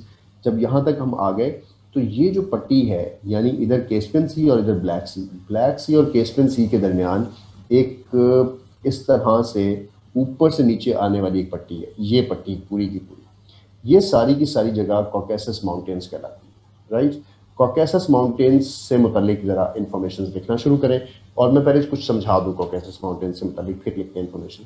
कॉकेसस माउंटेन्स की ये जो पट्टी है, इस पट्टी में कॉकेसस माउंटेन्स का जो दो हिस्से हो जाते हैं। देखें कैसे दो हिस्से, ये दो हिस्से। अच्छा, अब ये दो हिस्से हैं तो ये जो ऊपर वाला हिस्सा है इसको हम नॉर्थ कहेंगे ना, और नीचे वाले को हम क्या कहेंगे, इसको हम साउथ कहेंगे। तो नॉर्थ और साउथ हो गई, तो इसका मतलब है कॉकेसस की दो टाइप्स हैं, एक नॉर्थ कॉकेसस और एक साउथ कॉकेसस। अच्छा, जो नॉर्थ कॉकेसस है ना, ये बड़ी माउंटेन्स हैं, ऊंची माउंटेन्स हैं, और जो साउथ कॉकेसस हैं ये छोटी माउंटेन्स हैं। तो मैं ये इन्फॉर्मेशन के तौर पे बता रहा हूँ आपको, अभी मैं दिखाऊंगा भी आपको ये कि कॉकेसस माउंटेन्स एक नॉर्थ है एक साउथ है, लिख ले। नॉर्थ जो है वो हायर माउंटेन्स हैं, साउथ जो है वो लेसर माउंटेन्स है। हर चीज़ मैं नहीं टाइप करूँगा, कुछ खुद भी लिख लो ताकि थोड़ा टाइम बचाएं, राइट। तो नॉर्थ कॉकेसस जो है वो यूरोप के अंदर मोस्टली फॉल करती है, और साउथ कॉकेसस जो है वो मोस्टली एशिया के रीजन में फॉल करती है। अब देखें, सवाल ये है कि जो नॉर्थ कॉकेसस है, आप लोग को पता है कि माउंट एल्ब्रस यूरोप की सबसे ऊंची पहाड़ी है और वो कॉकेसस में थी। याद है ना, मैंने आपसे कहा था कि ये माउंटेनियस सिलसिला है यूरोप का, और माउंट एल्ब्रस जो है is the highest peak in north Caucasus या इन कॉकेसस। अब यूरोप की क्यों है, क्योंकि वो नॉर्थ में फॉल करती है, वो यूरोप के अंदर चली गई, इस वजह से हम ये बात कह सकते हैं। अच्छा, ये क्यों है, इस वजह से भी आपको ये बात समझ आएगी। इस वजह से है कि अगर मैं ये कहूँ कि कॉकेसस की ऊंची पहाड़ी किस जगह पे होगी, तो नॉर्थ में ऊंचे पहाड़ है ना, तो कॉकेसस में ऊंचे पहाड़ नॉर्थ में होने की वजह से यहाँ पर ही जो पहाड़ी है वो ऊंची ऊंची पहाड़ियों में शामिल होनी चाहिए। और ये देखें, इस पूरी जगह पे आपको कौन सी जगह नज़र आ रही है ऊंची, ये जगह पे आपको बर्फ़ ज़्यादा नज़र आ रही है ना, यानी जो ऊंचा मुकाम होता है वहाँ बर्फ़ ज़्यादा होती है, तो यही आपकी माउंट एल्ब्रस है। यही माउंट एल्ब्रस होनी चाहिए और कोई नहीं हो सकती। अब यहाँ कहीं लिखा भी नहीं आ रहा, ये देखें ये एल्ब्रस लिखा हुआ है, ये ऊंची पहाड़ी, इसके बिल्कुल साथ ही यहाँ पर एल्ब्रस, यहाँ पे Elbrus, this is the place जो सबसे ऊंची प्लेस है। खैर, तो अब हम यानी इसके नज़दीक नज़दीकी पहाड़ियाँ ऊपर नीचे ज़्यादा है। तो Mount Elbrus is the highest point of Caucasus. एक तो ये MCQs, लेकिन this falls in north Caucasus. North Caucasus higher mountains हैं, साउथ कॉकेसस जो है वो लोएस्ट माउंटेन्स हैं। जो मुल्क आपने सुना है जॉर्जिया, ये यहीं पर ही है, बहुत खूबसूरत मुल्क है जॉर्जिया। अच्छा, उसके बाद आपने भी कुछ दिनों खबरों में सुन रहे थे आज़रबाईजान और आर्मीनिया की जंग हुई है, तो आज़रबाईजान और आर्मीनिया भी इसके बिल्कुल नीचे है। ये देखें, ये आज़रबाईजान है, ये आर्मीनिया है। अब इसमें जो आर्मीनिया है इट इज़ इन यूरोप, और आज़रबाईजान का कुछ हिस्सा जो है वो एशिया में फॉल करता है। और कुछ ममालिक ऐसे हैं जो एशिया और यूरोप दोनों में फॉल करते हैं, और हम इनको कहते हैं यूरेशियन कंट्रीज, राइट। इसलिए ये कौन सा इस तरह की ज़्यादा इशू नहीं होगा कि कौन सा मुल्क इसमें लाया करता है, both are the Eurasian countries. अच्छा, अब एक तो ये हमारी दूसरी कॉकेसस माउंटेन से मुतालिक कुछ इन्फॉर्मेशन और मैं आपको बताना चाहता हूँ। पहली बात ये कि इसके दो हिस्से हैं, एक है ग्रेटर और एक है लेसर। जो ग्रेटर है वो नॉर्थ है और लेसर जो है वो साउथ है। ये इन्फॉर्मेशन लिख लें इसके साथ। दूसरी ये है कि इसकी जो हाईएस्ट माउंटेन है उसका नाम है माउंट एल्ब्रस। तीसरी इन्फॉर्मेशन ये है कि this is the natural barrier है बिटवीन यूरोप एंड एशिया। तो यूरोप और एशिया के दरमियान ये, और आपने एक नाम सुना है कि कौकाफ की पहाड़ियों से जिन्नात और परियां आती हैं, और देव जो है वो किसी को उठाकर कौकाफ की पहाड़ियों में ले जाता है। तो कौकाफ भी कॉकेसस को उर्दू में कहते हैं। तो वो इन्हीं खूबसूरत पहाड़ियों का जिक्र होता है। मैंने जैसे आपसे कहा कि जॉर्जिया इज़ इंतहाई खूबसूरत प्लेस। जॉर्जिया के देखें आधे मुल्क जो है इसमें फॉल कर रहे हैं। महबूब अहमद ASI साहब, सब इंस्पेक्टर साहब, अगर आप हमारे ऊपर पर्चा ना दें तो आप अपना माइक बंद कर लें। तुलसियाँ हैं ना आप लोग, मुझे आपसे डर लगता है। तो ये जो हमें हमें होस्ट कौन कर रहा है? तलहा, तलहा ये पुत्र, ये सेटिंग्स आप करके नहीं बैठते हो पहले से? ऑलराइट, अपने माइक बंद रखें जी। माइक हम इसलिए ऑन नहीं करते कि किसी की गाय बोल रही होती है और कहीं से कुकड़ियाँ की आवाज़ें आ रही होती हैं, कहीं पे कुछ हो रहा होता है, तो फिर क्लास डिस्टॉर्ट होती है। जब आपने बोलना होगा तो फिर हम आपका माइक ऑन करवा देते हैं। तो अब आ जाते हैं वापस। तो ये जॉर्जिया के बारे में बताया था कि this is very beautiful place, तो you should visit it on at least website, या इसको जाकर गूगल कीजिएगा, इसके बारे में पढ़िएगा। इसी तरह मुल्कों के बारे में इंफॉर्मेशन देने को पढ़ा करें तो आपको थोड़ा अंदाज़ा होगा कि कौन सा मुल्क कहाँ पर है। अब आते हैं वापस। तो कॉकेसस के मतलब जो इन्फॉर्मेशन लिखवा दी आप लोगों ने लिख ली। अब हम लिख रहे हैं थर्ड माउंटेन सिलसिला, और माउंटेन सिलसिले इसमें ऐड करते हैं। हमारे पास एक और माउंटेन का सिलसिला है यूरोप के अंदर, उसको हम कहते हैं, यूरोप नहीं, एशिया के अंदर। मजीद सिलसिलों के नाम लिख रहा हूँ, बताता जाता हूँ, लिखते जाएं। Barrier between Europe and Asia, right, natural barrier. अब सवाल लिख रहा हूँ। सवाल है जी, त्यान शियान माउंटेन्स, राइट, त्यान शियान माउंटेन्स लिखते जाए। इनके मुतालिक इन्फॉर्मेशन मैं साथ साथ बताता जाऊंगा, आपने साथ साथ लिखते जाना। और जो इन्फॉर्मेशन मैं बता रहा होता हूँ वो स्क्वीज्ड इन्फॉर्मेशन होती है, जो MCQs के पॉइंट ऑफ व्यू से उसके ऊपर होती है। पहली चीज़, जो त्यान शियान माउंटेन्स हैं ये नॉर्थ वेस्ट चाइना के अंदर है। ये चाइना के नॉर्थ वेस्ट में, राइट, चाइना में है। उसके नाम से त्यान शियान, अभी ये नाम सारे आपको 1 by 1 याद ही हो जाएंगे, त्यान शियान माउंटेन्स। अच्छा, और ये चाइना और किर्गिस्तान, बेसिकली जो चाइना का इलाका किर्गिस्तान के साथ लगता है, ये उसके साथ की माउंटेन है। यहाँ पे चाइना है, और उसके बाद यहाँ पे ये जो इस तरह की ये जो पहाड़ी सिलसिले हैं ना, ये आपके त्यान शियान माउंटेन्स के साथ आते हैं, ये वाले पहाड़ी सिलसिले, राइट। तो ये पहाड़ी सिलसिला है। हमने सारे माउंटेनियस रीजन्स देखने हैं एशिया के अंदर। एक तो त्यान शियान मैंने आपको बताया। त्यान शियान के बाद त्यान शियान को हम जो शियान का लफ्ज़ है, या त्यान शियान जो है, ये चाइनीज़ लफ्ज़ है, जिसका त्यान शियान का मतलब क्या है? त्यान शियान का मतलब भी माउंटेन है। तो ये भी MCQs के तौर पे आपको याद होना चाहिए। और इसका जो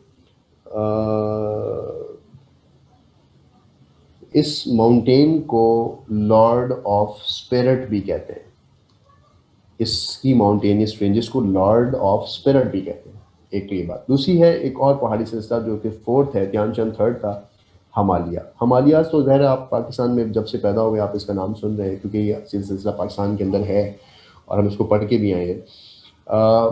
जो हिमालय है इसमें हाईएस्ट माउंटेन रेंजेस हैं, और माउंट एवरेस्ट जो है ये भी हिमालय के अंदर है, माउंट एवरेस्ट भी, राइट, नेपाल के पास कहीं जाके आती है। उसके बाद हमारे पास एक और माउंटेन है, उसको कहते हैं ALTI, फिफ्थ माउंटेन दिखा रहा हूँ, ALTAI, अल्टाई माउंटेन्स। जो अल्ताई माउंटेन्स हैं, ये एक और पहाड़ी सिलसिला है या इसी में, ये बेसिकली चाइना, चाइना के बाद रशिया, रशिया के बाद मंगोलिया, इन ममालिक के दरमियान का पहाड़ी सिलसिला है, राइट। तो आप लोग हिमालय पढ़ते हैं, वो अल्टाई पढ़ते होंगे बहुत ज़्यादा, तो ये बात। उसके बाद एक और पहाड़ी सिलसिला है जिसको हम कहते हैं पामीर माउंटेन्स। पामीर माउंटेन्स हमारे पाकिस्तान के अंदर, नॉर्थ के अंदर जो पहाड़ी सिलसिले हैं उनके अंदर ये लाया करते हैं। जो पामीर माउंटेन्स हैं, इनके अंदर एक पामीर, इसको पामीर प्लेटो भी कहते हैं। अब जो पामीर प्लेटो है, इसी पहाड़ियों के अंदर तिब्बतियन माउंटेन्स भी हैं, तिब्बत की माउंटेन्स भी इसी पामीर माउंटेन्स के अंदर हैं।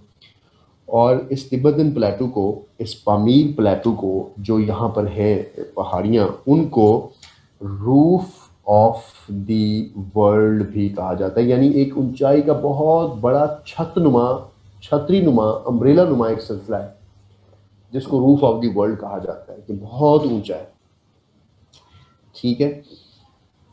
अच्छा, उसमें इससे मुतलिक सवाल ये आते हैं कि जो तिब्बतन या पामीर प्लेटू है, this is the roof of the world. सवाल ये है कि ये 3 माइल्स अबव है किससे? सी लेवल से। तो जब भी हम ऊंचाई नापते हैं किसी पहाड़ की, तो हम ये देखते हैं कि ये ज़मीन से, या जो सी लेवल है, समंदर की जो सतह है, ये उससे कितना बाहर निकल आया है। तो अब वो वाला कॉन्सेप्ट याद करें जो मैंने आपको कहा था कि ज़मीन हमारी नीचे की तरफ गई हुई है डीपेस्ट एरियाज़ में, और वहाँ पानी आ गया। तो बेसिकली हम जब नापते हैं ज़मीन में ऊंची उभरी हुई चीज़ों को, उनको भी फिर सी लेवल से ही नापते हैं। तो अब आपके सारे कॉन्सेप्ट्स लिंक कर रहे होंगे ना, कि क्यों हम सी लेवल को से नापते हैं और क्यों ऐसा नहीं होता। ऑलराइट, अब हम इससे मुतालिक 2 बातें और पढ़ते हैं कि इन्हीं तिब्बत माउंटेन्स के अंदर वर्ल्ड हाईएस्ट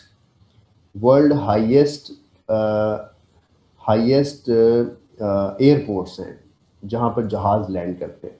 कहाँ पर? इसी तिब्बत और पामीर प्लेटूज के अंदर।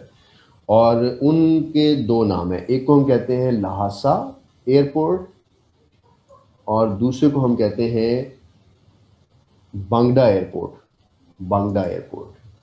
अब जो ल्हासा एयरपोर्ट है, इसकी जो टोटल हाइट है वो है 4363 मीटर। दुनिया का हाईएस्ट ये एयरपोर्ट है जहाँ जहाज़ लैंड करते हैं, और उसका है 4334। ये मैंने साथ लिख भी दिया है ताकि आप लोगों को मसला ना हो, तो मैं MCQs के तौर पे इसको भी साथ मेंशन करूँगा। ठीक हुआ? अच्छा जी, तो ये कुछ माउंटेनियस रेंजेस हैं जो हमारे पास हैं, और 6 मैंने लिखवाई हैं। इसके अलावा छोटी मोटी मज़ीद जो और भी आए तो वो आप लोगों ने खुद ही सॉल्व कर लेनी है। एक लफ्ज़ है गोलान हाइट्स। गोलान हाइट्स जो हैं ये भी इसी के अंदर फॉल करती हैं। Golan Heights Israel, Syria, Jordan के दरमियान, इज़राइल, सीरिया और जॉर्डन के दरमियान ये जो हाइट्स है, ये गोलान हाइट्स है। ये देखें इज़राइल कहाँ है? अफ्रीका के पास, यहाँ पर अफ्रीका और सऊदी अरबिया के दरमियान में ये जो एक स्ट्रिप है, दिस इज़ इज़राइल। ऊपर देखें तो ये जॉर्डन है, ये इज़राइल है और ये सीरिया है। तो इनके दरमियान में यहाँ पर एक पहाड़ी सिलसिला है जिसको हम गोलान हाइट्स कहते हैं। तिब्बत कहाँ है जी? तिब्बत पे आपको एग्जैक्ट लिख जाए तो अब अगर यहाँ पर तिब्बत लिखें तो ये आपको तिब्बत की पहाड़ी सिलसिलों में, ये तिब्बत तो खैर इसका ये तिब्बत का प्लेन एरिया है, ये तिब्बतन माउंटेन्स है, और लेकिन ये इससे साथ साथ पाकिस्तान के ऊपर नॉर्थ में और इस जगह पे जो पहाड़ी सिलसिले हैं सारे तिब्बतन माउंटेन्स का एरिया कहलाता है। ये वाला इस जगह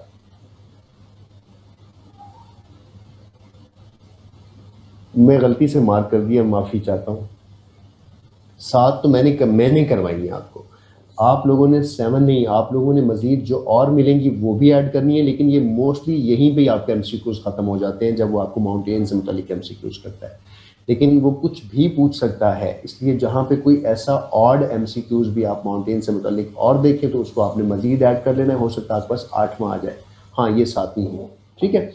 अच्छा, अब हमने माउंटेन्स तो ख़त्म कर ली। माउंटेन्स के बाद हम फौरी तौर पे स्विच करेंगे और हम जाएंगे माउंटेन्स के बाद एक चीज़ को पढ़ने, और फिर मैं पढ़ाऊँगा रिवर्स। नहीं, पहले रिवर्स पढ़ा देता हूँ, फिर आपको एशिया के टुकड़े टुकड़े देता हूँ। नहीं जी, हम एशिया के टुकड़े टुकड़े करते हैं।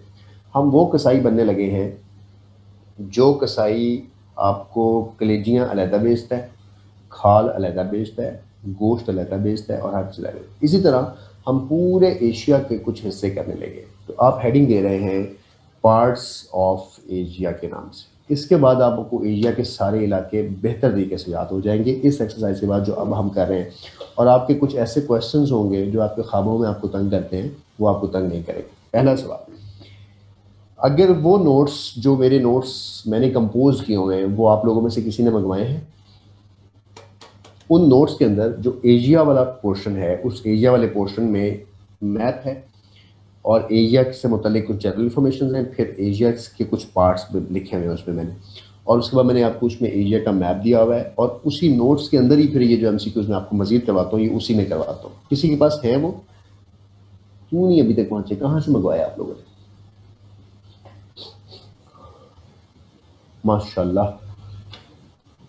इस नंबर पे कांटेक्ट करें।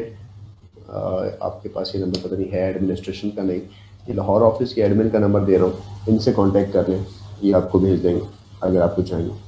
लाहौर से पिंडी, लाहौर से अच्छा लाहौर से मंगवाए थे। अगर ये नंबर इसी नंबर पर मंगवाए थे तो इनसे पूछें क्यों नहीं पहुंचे, या आपको ट्रैकिंग नंबर देते होते हैं कि किस नंबर पे आपका आ रहा है। एनीवे, बताना ये चाह रहा हूँ कि उन नोट्स में भी ये एरियाज लिखे हुए, मैं वो एरियाज आपको यहाँ बता रहा हूँ। कौन कौन से एरियाज? सबसे पहले तो हम एरियाज फाइंड करते हैं और इन तमाम एरियाज को मैं एक्सप्लेन करता हूँ कहाँ कहाँ क्या है। सबसे पहले एक इलाका है, उसको हम कहते हैं ईस्टर्न एशिया, राइट। अब यहाँ से हम एशिया को समझते हैं। एशिया का जो पूरा ईस्ट है इसको हम ईस्टर्न एशिया कहते हैं। ये वाला दिस पार्ट, ये सारे का सारा ईस्टर्न एशिया। तो ईस्टर्न एशिया के अंदर कौन कौन से मुल्क आते हैं देखें। जापान है, साउथ कोरिया है, ऊपर कोरिया है, राइट, और उसके बाद हांगकांग है, ताइवान है, फिलीपींस है। तो ये सारे इलाके ईस्ट एशिया में आते हैं ना। तो ईस्ट एशिया के अंदर इवन चाइना भी ईस्टर्न एशिया के अंदर आता है, राइट। फरहान दोनों में है लेकिन एशिया के अंदर है। जो कॉकेसस है उसका नॉर्थ यूरोप में है। उड़ल और कॉकेसस जो हैं ये पहाड़ी सिलसिले, हम एशिया के पहाड़ी सिलसिले इनको मेजरली कहते हैं, लेकिन जाहिर है बाउंड्री है दोनों कॉन्टिनेंट्स के दरमियान, तो ये यूरेशियन पहाड़ी सिलसिले हैं दोनों के मिलाकर, और मोस्टली फॉल्स इन एशिया। अब ईस्टर्न एशिया के अंदर कौन कौन सी कंट्रीज आए, जैसे मैं लिखा चाइना है, ये सारे। उसके बाद दूसरे नंबर पे हमारे पास एक और कंट्री है, एक और एरिया है नॉर्थ एशिया। नॉर्थ एशिया के अंदर एक ही मुल्क है जो कि रशिया है। ईस्ट एशिया के अंदर मैंने काफ़ी सारे मुल्क लिखे, नॉर्थ एशिया के अंदर ये पूरा नॉर्थ है आपका। तो नॉर्थ एशिया के अंदर एक ही रशिया फॉल कर गया। अब नॉर्थ के बाद यहाँ से इंटरेस्टिंग एरिया शुरू होगा। पहला जो एरिया है उसको हम कहते हैं सेंट्रल एरिया, यानी ये एरिया यहाँ से लेके यहाँ तक, इसका सेंट्रल एरिया ये वाला इलाका बनता है, ये सेंट्रल एरिया बनता है। अब इस सेंट्रल एरिया के अंदर किस तरह के ममालिक शामिल होते हैं, जिसको हमने सेंट्रल एशिया बोला है, राइट।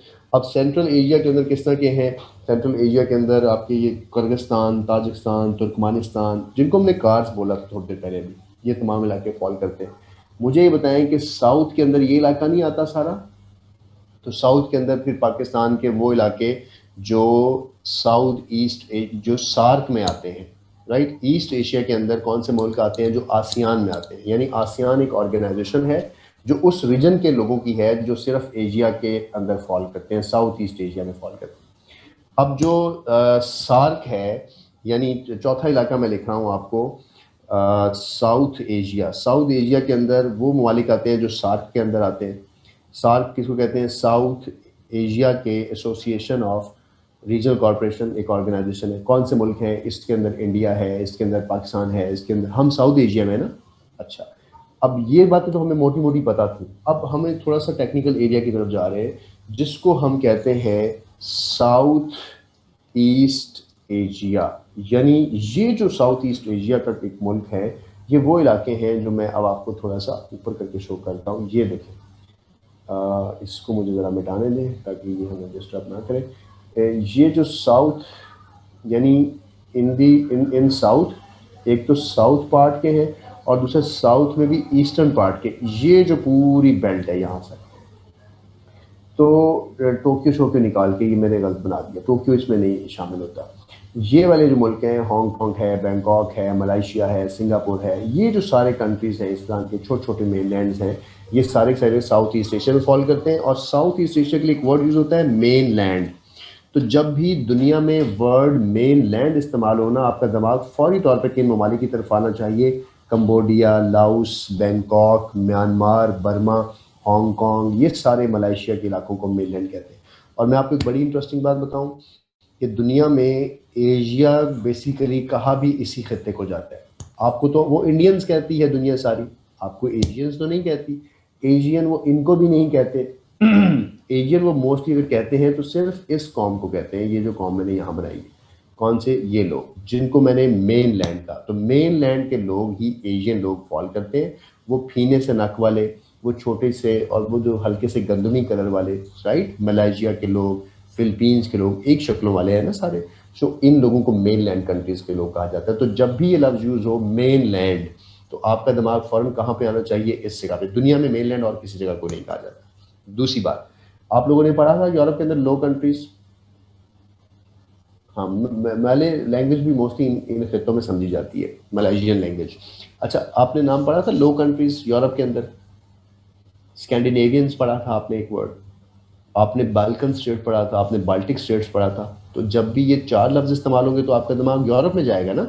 लेकिन जब आपका वर्ड यूज होगा मेनलैंड, तो आपका दिमाग कहाँ जाना चाहिए? फौरी तौर पर एशिया के साउथ ईस्ट एशियन कंट्रीज की तरफ। अच्छा, अभी तक हमने 5 लाइन्स पढ़ी है। 5 लाइन्स के बाद हम आगे चलते हैं और कुछ और देखते हैं। छठी जो एरिया है उसके लिए एक वर्ड यूज होता है west and middle east. Basically आप मिडल ईस्ट ही लिख लें, मिडल ईस्ट। अब मिडल ईस्ट का जो सवाल है ये बड़ा इंपॉर्टेंट है, और क्योंकि आप लोगों को पता होना चाहिए मिडल ईस्ट क्या बला है, इससे हमें ज़रा बहुत अच्छा क्लियर हो जाएगा एशिया। और ये हमारा लास्ट पोर्शन है, इस पर हमारा एशिया ख़त्म होता है। सवाल पहले ये है कि अगर मैं आपसे एक बात कहूँ कि मैं ये सारा मैप यहाँ से रिमूव करूँ और मैं इसको थोड़ा सा आपके लिए स्मॉल करूँ, तो मैं आपको ये बताना चाहूँगा कि ये पूरी दुनिया है ना, तो दुनिया आप लोग को क्या कहती है? एक सवाल अभी आपका खुद ही आपकी कन्फ्यूजन दिमाग में होगी और वो दूर हो जाएगी। आप कहोगे कि पाकिस्तान जो है, आप कहोगे कि ये जो इलाके हैं ये वेस्टर्न कंट्रीज़ है, ये इलाके आप कहोगे ईस्टर्न कंट्रीज़ है, राइट? अच्छा, अब ईस्टर्न का मतलब है कि आपने एक इस तरह से दुनिया में एक लाइन ड्रॉ की, सेंटर में लाइन ड्रॉ की, और इधर वाली सारी रियासतों को आपने ईस्टर्न कंट्रीज कह दिया, इधर वाली सारी रियासतों को आपने वेस्टर्न कंट्रीज कह दिया, राइट? अब अगर आप यहाँ ठहरे हैं, इस जगह ठहर के दुनिया को देख रहे हैं, या मेरे इस जगह पे ठहर के आप दुनिया को सेंटर से देख रहे हैं, तो इस मैप के मुताबिक ये जो पूरा इलाका है गोल, ये ईस्ट है।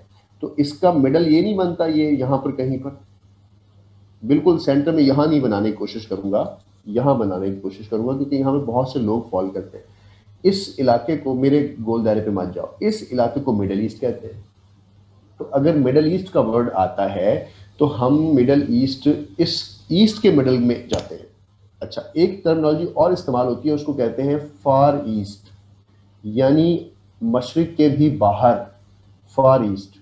तो फार ईस्ट कौन से कंट्रीज होंगे? यानी ये वाले इलाके तो सारे ईस्ट में आ गए, ये वाले ईस्टर्न रीजन्स में आ गए, पाकिस्तान और ये सारे।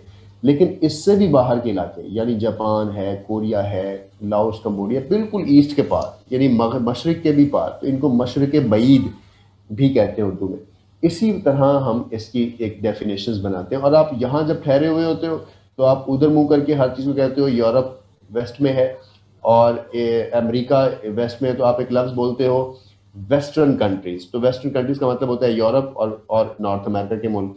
तो ये कन्फ्यूजन आपकी कि मिडल ईस्ट को मिडल में कहाँ है दुनिया के? नहीं, दुनिया के मिडल में नहीं है, वो ईस्ट का मिडल बनता है। और ईस्ट में कौन से मुल्क आते हैं? वो मुल्क जिनको दुनिया ईस्टर्न कंट्रीज में फॉल करती है, उन वाले ममालिक। अच्छा, अब हमारा सवाल चीज़ों को और ज़्यादा अच्छे तरीके से समझने में मदद देगा। अगर हम इस मिडल ईस्ट में आए मिडल ईस्ट की कुछ डेफिनेशन को लिखवाना चाहता हूँ, वो ज़रा लिखें।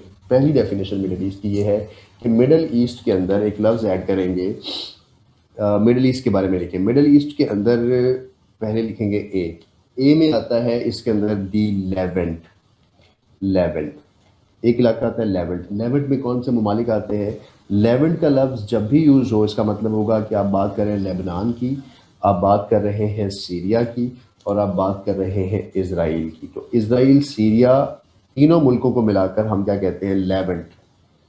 अब आप लोगों में से पॉलो कोएल्हो का एक नावल है अल्केमिस्ट, अगर किसी ने पढ़ा हो तो वहाँ पर ये लेवेंट की जो सहरा है उनमें वो शख्स ट्रैवल करता है तो उसके मुतालिक वो लिखता है। वहाँ पे जो हवाएं चलती हैं वो लेवेंट विंड्स भी होती हैं। तो लेवेंट का वर्ड मिडल ईस्ट में जब भी इस्तेमाल होता है तो लेवेंट कहा जाता है इन तीन इलाकों को जो मैं लिखे हैं, लेबनान, सीरिया और इज़राइल, राइट। लेवेंट के बाद मिडल ईस्ट के 4-5 हिस्से हैं मिडल ईस्ट के ना, ये सारे आपको पता हो, और ये सारे मिलेंगे तो मिडल ईस्ट बनेगा।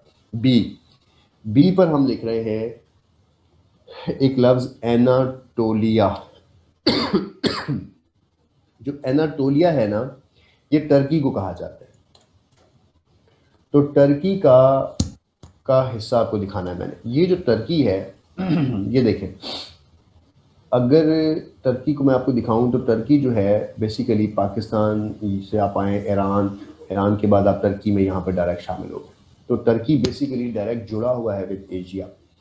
तो इस टर्की का जो ये वाला हिस्सा है सारा, इतना जो हिस्सा है टर्की का, ये एक है, और उसके बाद टर्की का यहाँ से हिस्सा एक है, दोनों के दरमियान गैप है।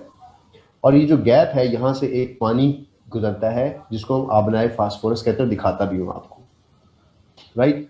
अच्छा, अब इस टर्की का ये हिस्सा है, इस हिस्से को कुछ कहते हैं, एशिया के साथ मुंसलिक करते हैं। इस हिस्से को एशिया माइनर कहते हैं, ठीक है। दो चीजें लिखो बिल्कुल साइड पे। एनाटोलिया से दोबारा शुरू करता हूँ, दो चीजें साइड पे लिखो जरा, अलहदा से पेपर के ऊपर साइड पे लिखना। एक लफ्ज लिखना एशिया माइनर और एक लफ्ज लिखना एशिया मेजर। एशिया माइनर किसको कहते हैं? टर्की को कहते हैं, प्लस एनाटोलियन प्लेटू को कहते हैं, प्लस एनाटोलियन पेनिनसुला को कहते हैं। ये मैंने 4-5 वर्ड लिखे हैं एशिया माइनर के बारे में। एशिया माइनर अब दिखाता भी हूँ आपको, थोड़ा क्लियर हो जाएगा। ये देखो ये अगर हम इसके नज़दीक जाएं आपको लेकर, तो ये जो सारा इलाका है ये सारा प्लेटू है, पहाड़ी नुमा थोड़ा सा इलाका है, राइट, प्लेटू है। और इस्तंबुल जो है, ये देखेंगे इस्तंबुल है। अगर मैं आपको इस्तंबुल में लेके जाऊँ, ये इस्तंबुल में लेके जाऊँ, तो इस्तंबुल के पास जाते जाते इस्तंबुल देखिए परली साइड पे है, यानी उसके दरमियान क्या है? ये देखें पानी है। ये जो पानी गुजर रहा है इसको हम आबनाए फास्फोरस कहते हैं। और ये मैं आपको एक तरतीब में लिखवाऊंगा जब मैं आपको स्ट्रेट्स ऑफ एशिया करवाऊंगा। अभी नहीं इसको करना, आपने अभी लिखना नहीं है, बस देखना है अभी।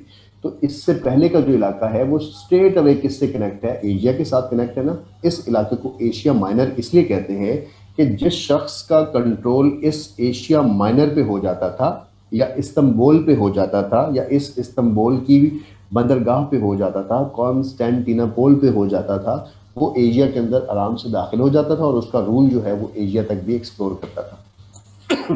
अब जब ये बात हमें क्लियर हुई तो हम इस चीज़ को एशिया माइनर इसलिए कहते हैं। अब जब भी सवाल है कि व्हाट इज एशिया माइनर, तो आपका जवाब होगा टर्की एनाटोलिया, राइट। इसको एनाटोलिया प्लेटू भी कहते हैं, इसको एनाटोलिया पेनिनसुला भी कहते हैं। पेनिनसुला क्यों कहते हैं?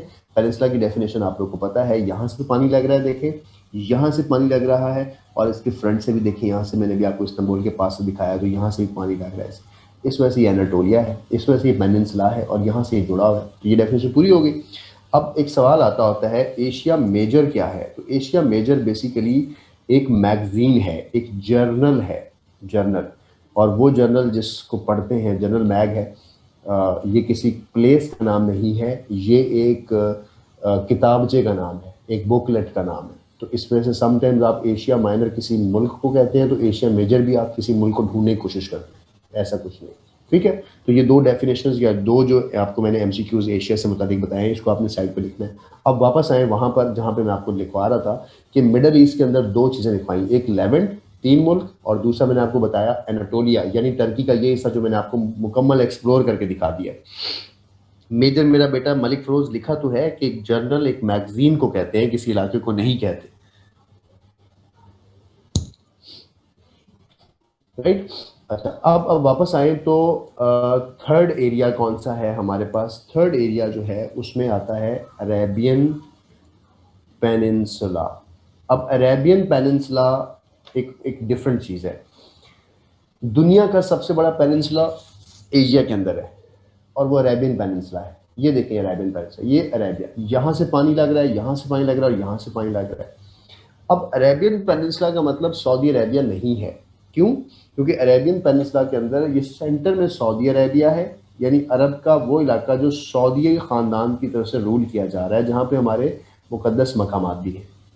ये तो सऊदी अरेबिया के साथ देखें नीचे ओमान है, फिर यमन है, फिर आपकी ये यूएई है, दुबई है, फिर उसके बाद कुवैत है, फिर मस्कत है यहाँ पर, उसके साथ बहरीन है। तो ये सारी इलाके जो हैं ये किस में काउंट होते हैं? अरेबियन पेनिनसुला में। और इनको मिडल ईस्ट कंट्रीज कहते हैं, राइट। तो अभी मैं आपको मिडल ईस्ट की डेफिनेशन और क्लियर हो जाएगी कि जब भी इन मुल्कों का नाम हो तो ये सारे मुल्क मिडल ईस्ट में। सऊदी अरेबिया कहाँ है? मिडल ईस्ट में। यमन कहाँ है? मिडल ईस्ट में, क्योंकि ये सारे अरेबियन पेनिनसुला में लिखते हैं और अरेबियन पेनिनसुला सारे क्लियर हो जाते हैं, राइट। अच्छा, आप 4 के 3 हो गए। इसमें और लिखें क्या चीज़ आती है। इसमें बेटा आता है इराक, इसमें आता है ईरान, इसमें आता है इजिप्ट भी। तो ये 4 मुल्क और भी मिडल ईस्ट में शामिल होते हैं। कौन कौन से? इराक, ईरान और इजिप्ट। अब ओवरऑल चीज़ों को देखते हैं। तो मैंने आपको मिडल ईस्ट के तकरीबन 4-5 हिस्से करवाए। पहला मैंने कहा जब भी मिडल ईस्ट का नाम आए तो उसका मतलब होगा द लेवेंट, यानी इसराइल भी मिडल ईस्ट में है, लेबनान भी मिडल ईस्ट में है और सीरिया भी मिडल ईस्ट में। उसके बाद इराक, ईरान भी मिडल ईस्ट में आ गए, और राइट। उसके बाद हमारे पास सऊदीन पेनिनसुला के अंदर जितने कंट्रीज़ हैं वो सारे मिडल ईस्ट में फॉल कर गए। तो मिडल ईस्ट को समझना आसान हो गया ना। अब सवाल किस तरह से आएगा? सवाल आएगा कि ये कंट्री, कौन सा कंट्री मिडल ईस्ट में शामिल नहीं है। तो आपके पास ये जो मैंने सारी आपको अभी दिखाए हैं ये सारे आपके पास नोट होने चाहिए।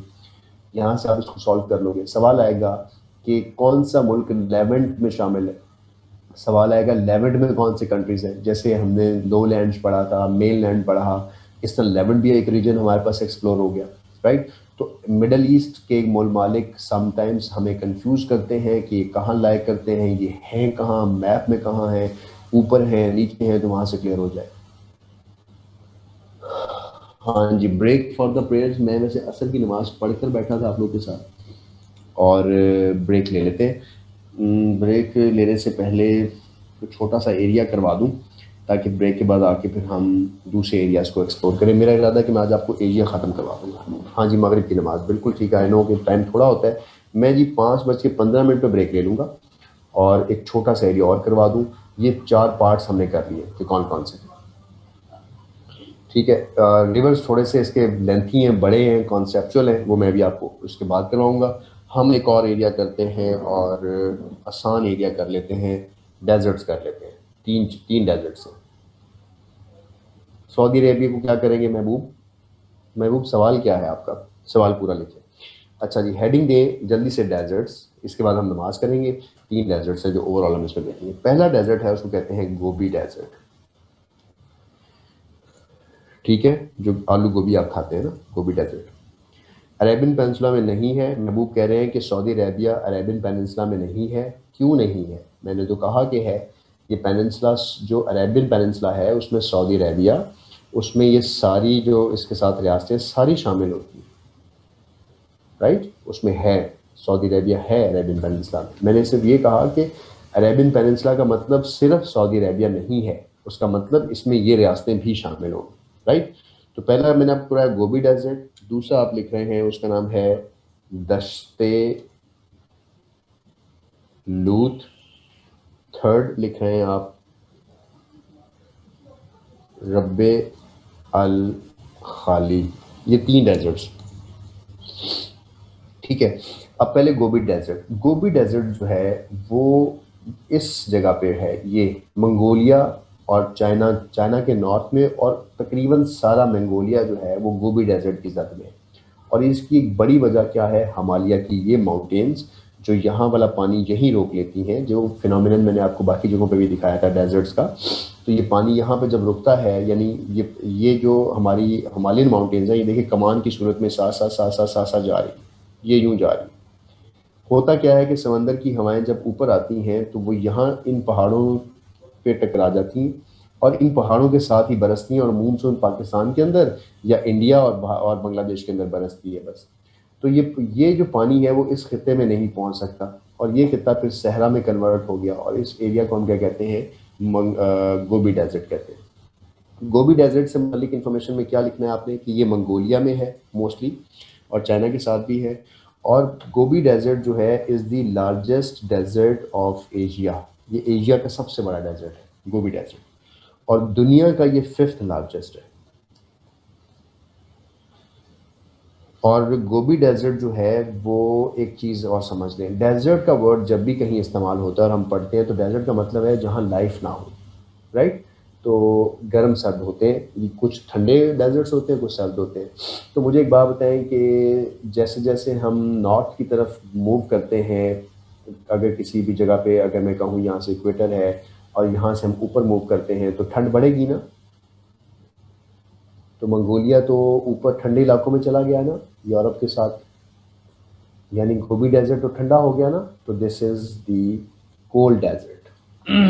तो सवाल आएगा ये कोल्ड डेजर्ट है या नहीं, तो this is cold desert. Clear.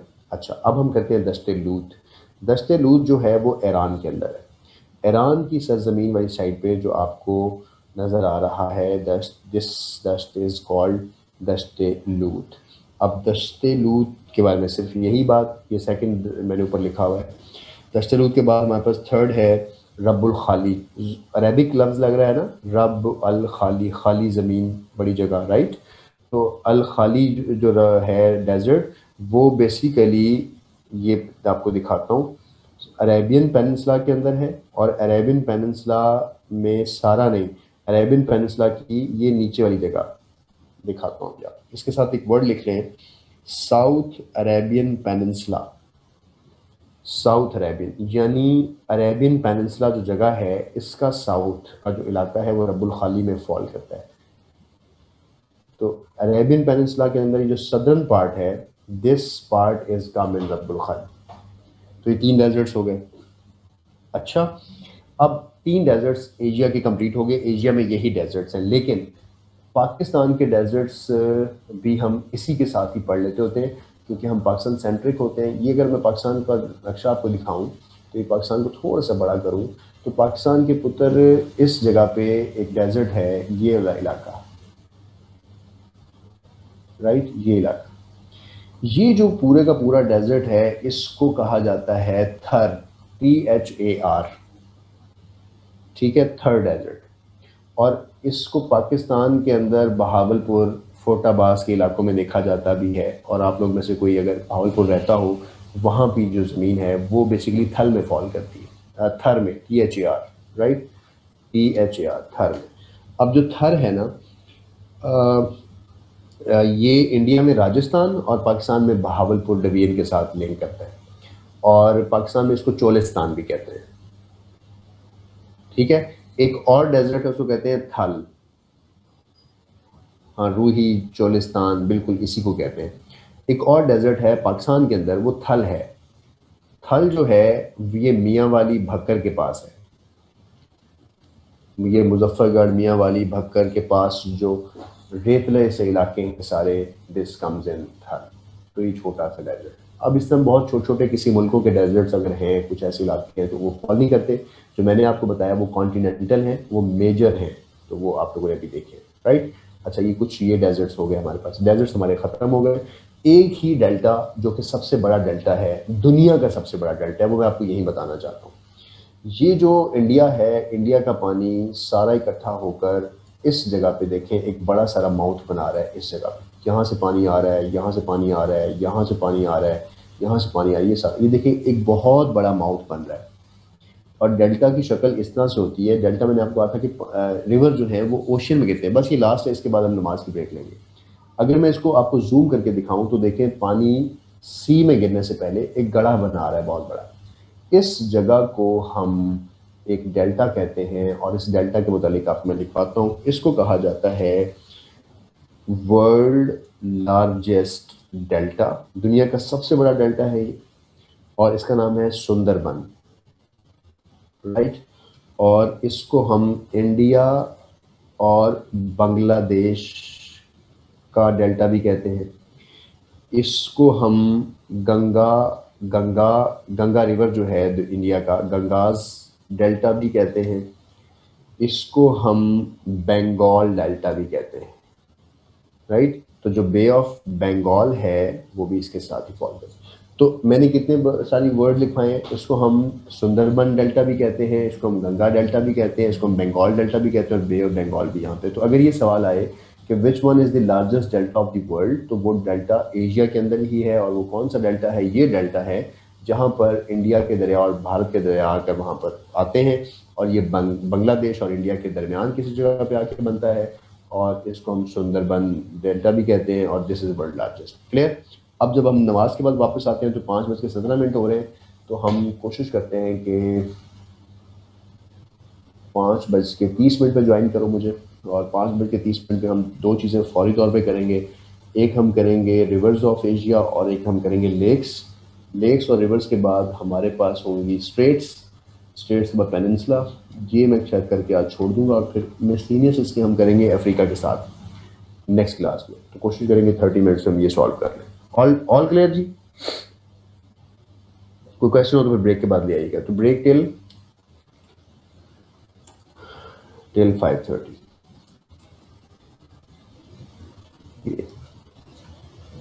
चलेंगे, गुड हो गया। मैसेज किसी को किया जाता है वो आगे किसी को चला जाता है, ठीक है। All class break.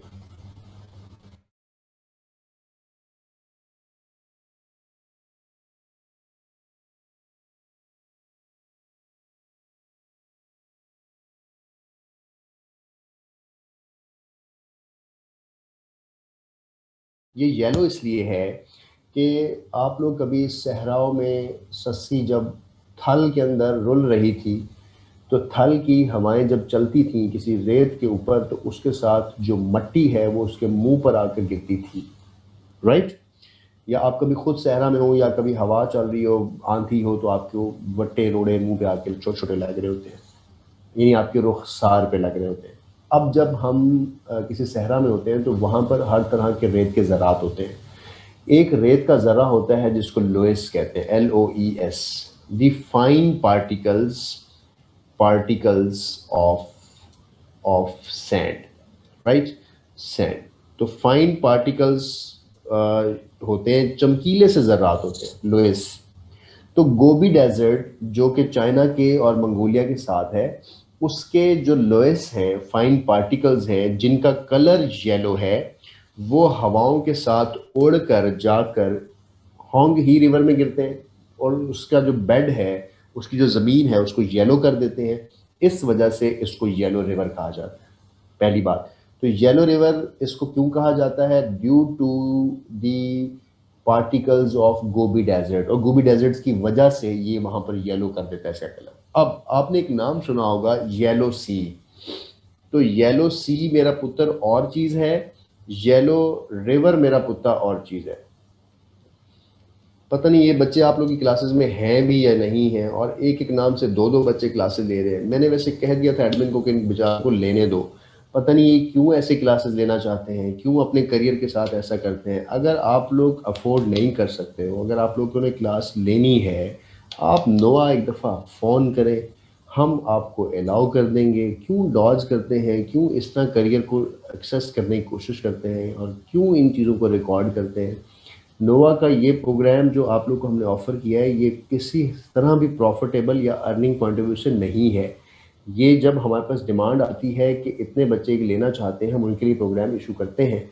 अगर जो बच्चा पे नहीं कर सकता उसको हम बिल्कुल ऑब्लाइज करते हैं, उसको फ्री ऑफ कॉस्ट भी आप सब बच्चे बैठ के क्लासेस ले रहे हैं, लेकिन जो डिज़र्व करता है। अगर कोई बच्चा ऐसा है तो प्लीज़ आप क्लास को या एडमिन को इन्फॉर्म करें, मुझसे किसी तरह कांटेक्ट कर लें ताकि मैं आपका प्रॉपर नाम वहाँ पर दर्ज करवा दूँ। दो नामों से अपनी फुप्पी को भी साथ में बिठा कर क्लासेस ना दिलवाया करूँ। ठीक है, कोई मसला नहीं। अब मैं जो बात कर रहा हूँ वो ये कर रहा था कि येलो सी और येलो रिवर दो डिफरेंट चीज़ें हैं, और जो दो डिफरेंट चीज़ें हैं इनको आपने मिक्स नहीं करना। दोनों के एमसीक्यूज डिफरेंट हैं। सी और बला होती है, रिवर और बला होती है। तो सी जो है वो मुल्कों के अंदर नहीं होता, वो समंदरों के पास होता है। रिवर मुल्कों में से गुजरते हैं। कॉन्सेप्ट याद आ रहा है ना? अब ये कॉन्सेप्ट मैं एक जगह लिख भी करता हूँ समझाने की वजह से। ये दोनों यंगजी और होंग ही दोनों समझाता हूँ। जो होंग ही है वो येलो रिवर है, तो वो येलो सी में गिरेगा? बिल्कुल भी नहीं। ये होंग ही येलो रिवर है, लेकिन येलो रिवर जो है वो जिस जगह पे अपने आप को एंड करेगा उसका नाम है बोहाई सी। बोहाई सी में एंड करेगा, राइट? तो फिर येलो सी का कॉन्सेप्ट क्या हुआ? अब मैं आपको ये कॉन्सेप्ट समझाने के लिए चाइना के बॉर्डर पे ले जाता हूँ और वहाँ ये चीज़ समझाता हूँ। आप सबको ये बात क्लियर हो जाएगी और ये वाला कॉन्सेप्ट दोबारा नहीं भूलेगा। ये जो जगह है एशिया का ईस्ट, चाइना का ईस्ट, मैं आपको चाइना के ईस्ट में लेके आता हूँ। ये जो सारे लफ्ज़ हैं ये आपके एमसीक्यूज में आते हैं। तो अगर मैं आपको यहाँ लाऊं तो यहाँ पर एक जगह है, ये देखें लगा हुआ है बोहाई सी। तो यहाँ से जो सी डायरेक्ट आकर इन डेल्टाज में गिरता है, और ये जो सी है ये येलो रिवर है। येलो रिवर कहाँ पे आके गिरा? सबसे पहले बोहाई सी के अंदर। बोहाई सी में गिरने के बाद ये इसका पानी जब येलो बेड होता है तो ये फिर डायरेक्ट अब वापस आके किस जगह पे अपने आप को गिराता है? वो फिर येलो सी बनता है। तो डायरेक्ट येलो सी में नहीं आता। हाँ, येलो सी जो है वो इसी के पानी की वजह से तो बन जाता है, बाद में येलो येलो नजर आता है, लेकिन actually yellow river directly yellow sea में नहीं आता, वो बोहाई सी में जाता है। वो इसी वजह से तो आपसे एमसीक्यूज पूछता है, इस वजह से आपको इस एमसीक्यूज का पता भी होना चाहिए। ठीक है, अब वापस चलते हैं, एक और कॉन्सेप्ट समझते हैं। तो आपके दो सी याद हुए, आपको चाइना के नॉर्थ में है ये दोनों सी। एक हुआ आपको बोहाई सी का लफ्ज याद, और एक नाम आपको याद हुआ बोहाई सी, और एक नाम आपको याद हुआ येलो सी का, कि यहाँ बोहाई सी है, यहाँ येलो सी है। मुझे बताएं ये जगह जो है ये ईस्ट चाइना है ना? ये चाइना का ईस्ट बनता है ना? और ये चाइना का ईस्ट है, तो इसके जो नीचे जगह है ये आपकी क्या बनती है? South east China. ये साउथ ईस्ट चाइना बनती है, राइट? तो अब जब आप, ये चार हिस्से हो गए चाइना के। एक ये इसका नॉर्थ पार्ट जिसमें बोहाई और येलो है, एक इसका ये, इस पूरे इलाके को कहते ही ईस्ट चाइना सी है, राइट? और इसको कहते हैं साउथ ईस्ट चाइना सी, क्योंकि चाइना के साउथ में है ये, राइट? तो अब ये तीन नाम आ रहे होंगे बार बार।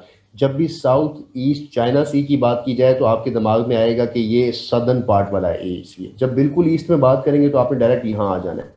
तो याद करो वो बातें जो मैंने अभी थोड़ी देर पहले आपसे लिए थे। मैंने कहा था कि जो यंगजी है, जो दुनिया का, जो एशिया का सबसे बड़ा रिवर है, वो किस जगह आके अपने आप को गिराता है? वो आके अपने आप को ईस्ट चाइना सी में गिराता है। किसके पास आके गिराता है? शंघाई में पास में आके गिराता है। क्लियर हो गया? और जो जो होंगी है या येलो है, वो येलो सी में नहीं आता, वो बोहाई में आता है, और उसके ऊपर जो है वो येलो सी है। अब मैं आपको एक और बात बताना चाहता हूँ कि ईस्ट चाइना सी का तो ये चाइना का इलाका है, लेकिन जो जो जो साउथ चाइना सी है ना, ये वो इलाका है जिसके ऊपर मुख्तलिफ मुल्क अपना क्लेम करते हैं। जापान कहता है मेरा भी ताल्लुक इससे है, राइट? उसके बाद फिलीपींस नीचे से आ जाता है, वो कहता है मेरा भी ताल्लुक इस पे है। तो जो साउथ ईस्ट चाइना सी है, ये डिस्प्यूटेड सी भी है। यहाँ पर बाकी तमाम मुल्क कहते हैं कि ये हमारा रकबा है, यहाँ पे हम फिशिंग करेंगे, अपने लेके आएंगे। तो ये इलाका मोस्टली साउथ चाइना सी वाला इलाका जो है ये थोड़ा सा डिस्प्यूटेड है। बाकी ये जो पूरा क्लेम्ड इलाका है इसका अपना है। अब जो येलो सी है ये आधा जापान कोरिया क्लेम करता है और कुछ इसके क्लेम करता है। तो इस वजह से आपने समटाइम ये वर्ड पढ़ेंगे कि येलो सी की जो इश्यूज हैं वो इन दो मुल्कों के दरमियान चल रहे हैं और साउथ ईस्ट के इसके दरमियान चल रहे हैं। तो मैंने नक्शे पे कुछ चीज़ें क्लियर करने की कोशिश की हैं कि आप इन कॉन्सेप्ट्स को मिक्स ना करें। शंघाई का वर्ड कहाँ पे है? शंघाई बिल्कुल ईस्ट ऑफ चाइना में है, वहाँ पर ईस्ट चाइना सी है। ऊपर नॉर्थ के एरियाज़ हैं जहाँ से येलो है, और फिर ऊपर दोहाए है, और नीचे साउथ ईस्ट चाइना सी है। तो होपफुली ये वाला आपको एमसीक्यूज क्लियर भी हो जाएगा, और सी और रिवर के जो डिफरेंसेस मैंने आपको पहले भी बताए थे वहाँ भी क्लियर हो जाएगा। अच्छा, जब हम अब इसके साथ ही हम ये वर्ड, हमारा ये वाली बात भी तैयार हो जाती है कि जब हम रिवर्स पढ़ रहे होते हैं तो सीज़ कहाँ है। ईस्ट चाइना सी है, फिर साउथ चाइना सी है, फिर येलो सी है, तो हमने 3 सीज़ भी देख लिए। इसी तरह फिलीपींस जो है the largest C of the world है, जो फिलीपीन सी है, और फिलीपाइंस के नज़दीक है। ये दुनिया का सबसे बड़ा सी फिलीपाइन सी को कहा जाता है। अब ये जो फिलिपाइन सी है, इस सी के अंदर इस सी को हम, मतलब उसके नाम से पता चल गया कि ये फिलिपाइंस के पास है। इसी तरह आप लोगों ने यहाँ पर पढ़ा है आपका जो कैस्पियन सी है। अब ये कैस्पियन सी तो है, लेकिन ये लेक की मानिंद भी है, तो सम टाइम इसको समंदर के तौर पे भी देखा जाता है, क्योंकि दूसरे मुल्कों के लिए समंदर के तौर पे काम कर रहा होता है। और जब हम इसको ओवरऑल मैप से देखते हैं तो हमें लेक भी नज़र आ रहा होता है। इसी तरह कुछ लेक्स के इलाके भी हैं हमारे एशिया के अंदर। तो सीज़ जो हैं वो बहुत सारे हैं, छोटे मोटे हैं, उनके नाम जब आएँ तो आपने रिवर के साथ ही सी के साथ उसको ऐड कर लेना है। तो मैं आपको एक हेडिंग लिखवा रहा हूँ, लेक्स ऑफ एशिया। तो एशिया की लेक्स देखते हैं कौन कौन सी हैं। एशिया की लेक्स बड़ी आसान है, और आप लोग को देखिएगा। एशिया की लेक्स में सबसे पहले आपके पास है लेक बेकल। बहुत दफ़ा पूछा जाने वाला एमसीक्यूज। लेक बेकल दुनिया की सबसे बड़ी लेक है, और ये कहाँ पे है? ये एशिया के अंदर है। अब अगर देखें तो ये जो जगह है एशिया, ये पूरा एशिया हमारे सामने, और क्योंकि कैस्पियन को सी का भी दर्जा हासिल है, और ये लेक के उन कवानीन पे पूरा नहीं उतरता जिन पे लेक होती है, लेकिन ये जो मेरा कर्सर है, इस पूरे एशिया में ये बड़ी सारी जगह नज़र आ रही है। तो ये एशिया जो है वो लेक बेकल है। लेक बेकल से मुतालिक क्या क्या एमसीक्यूज है? लेक बेकल यहाँ से चलती है और यहाँ तक आती है। Fresh water, the world largest fresh water lake is lake बेकल।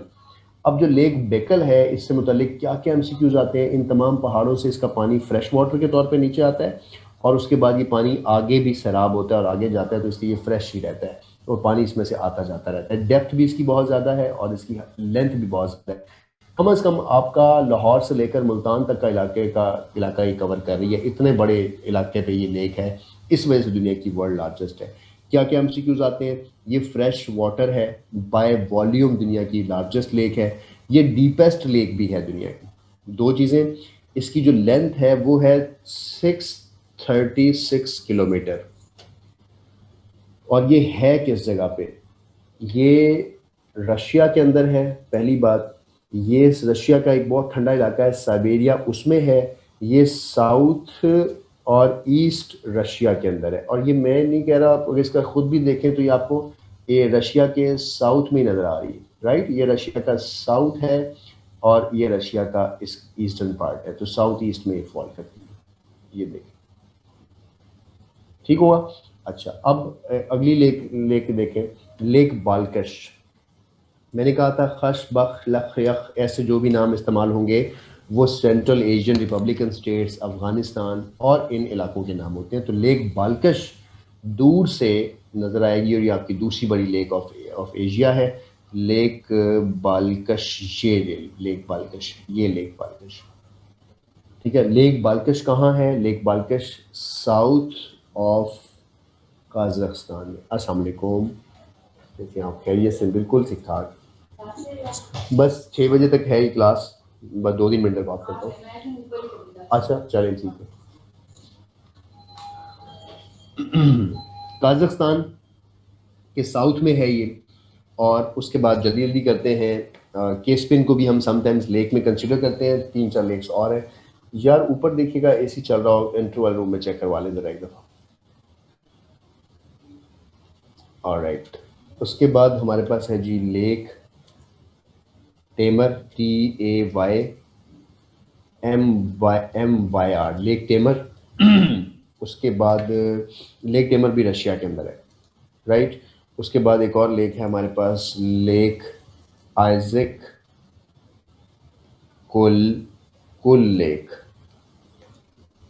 आइजक कुल लेक जो है ये किर्गिस्तान के अंदर है, किर्गिस्तान के अंदर, राइट।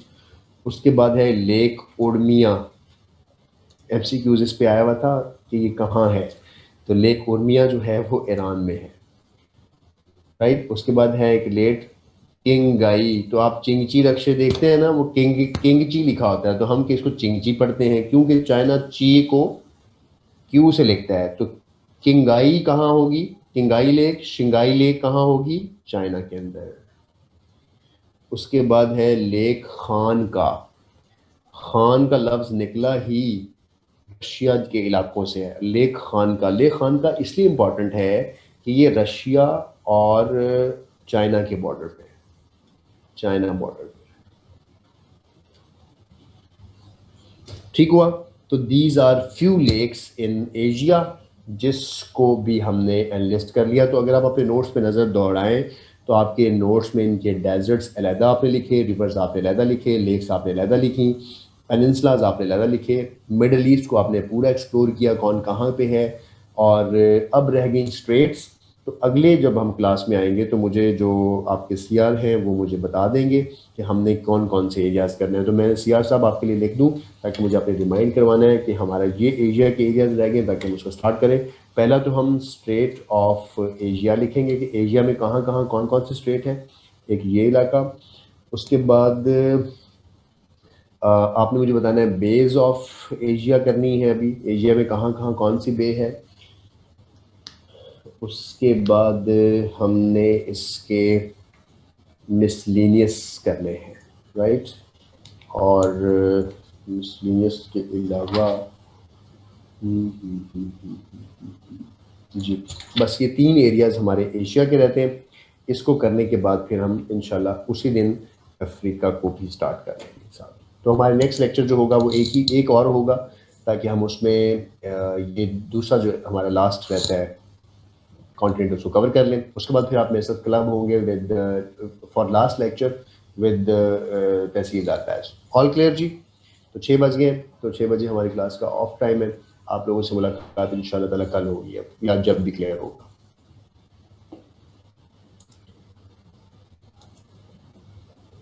चलिए जी, बहुत शुक्रिया, खुश रहें, आबाद रहें, अपना ख्याल रखें। थोड़ा सा आप चीज़ों को आप लोग पढ़ रहे हो आजकल, तो उनको अब MCQs जो पास्ट पेपर्स के मैंने आप लोगों से शेयर किए हैं उनको पढ़ना शुरू कर दें, उनको देखना शुरू कर दें। अब आपने करना ये कि डेली बेसिस पे 3 पेपर्स आप MCQs के सॉल्व करें, पास्ट पेपर्स इम्तियाज शाहिद वाले। और उन 3 पेपर्स में से मैं क्योंकि अपने एरिया पे बात कर रहा हूँ, अपने बाकी एरियाज़ के साथ भी यही करना है। जो मैंने आपको अभी तक लिखवाया है ना, उन्हीं पेजेस को नीट करके आप जो MCQs पढ़ें और वो मैंने ना लिखवाया हो लेकिन मैंने उसकी कैटेगरी जरूर लिखवाई होगी, मैंने उसका फ्रेम जरूर लिखवाया होगा, आपने उसको वहाँ अपडेट कर लेना है और वहाँ आपने उसको करेक्ट कर लेना है। और देखें जब आप किसी चीज़ को पढ़ रहे होते हैं ना, उसके मुतालिक W's आपके दिमाग में आते हैं, वेयर, वाई, व्हेन, हाउ।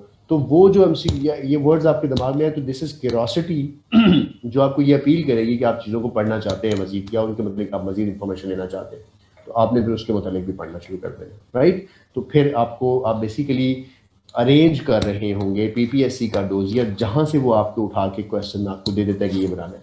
तो जो वर्ड्स हमने जिस तरह पढ़े, अब चीज़ें तो सीक्वेंस में है ना, स्टोरी की फॉर्म में, कुछ भी तो मुश्किल नहीं है। आपको वहाँ बैठे तो लग रहा होता है ये चीज़ें पता नहीं क्यों पूछी जा रही हैं और क्यों है ऐसी बातें, उनके अंदर कुछ इंटरेस्टिंग पार्ट होता है, उनकी कुछ फेमिलैरिटी होती है, तो sort thing like this.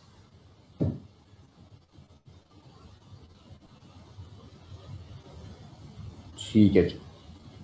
Tayyab कह रहे हैं कि CR से कहें कि पेपर ग्रुप में भेज दें, तो आप ये CR को ग्रुप में कह दें जाके, तो आप लोग को अभी मैंने से पेपर्स तो उसको कोई नहीं भेजा। एक पाकिस्तान अफेयर्स का मैंने कहा था कि पाकिस्तान के ऊपर छोटा सा डॉक्यूमेंट है, वो आपसे शेयर कर लूँगा, वो मैं भी शेयर करवा देता हूँ। ठीक है जी, अपना ख्याल रखें। आई एम गोइंग, अल्लाह हाफिज़।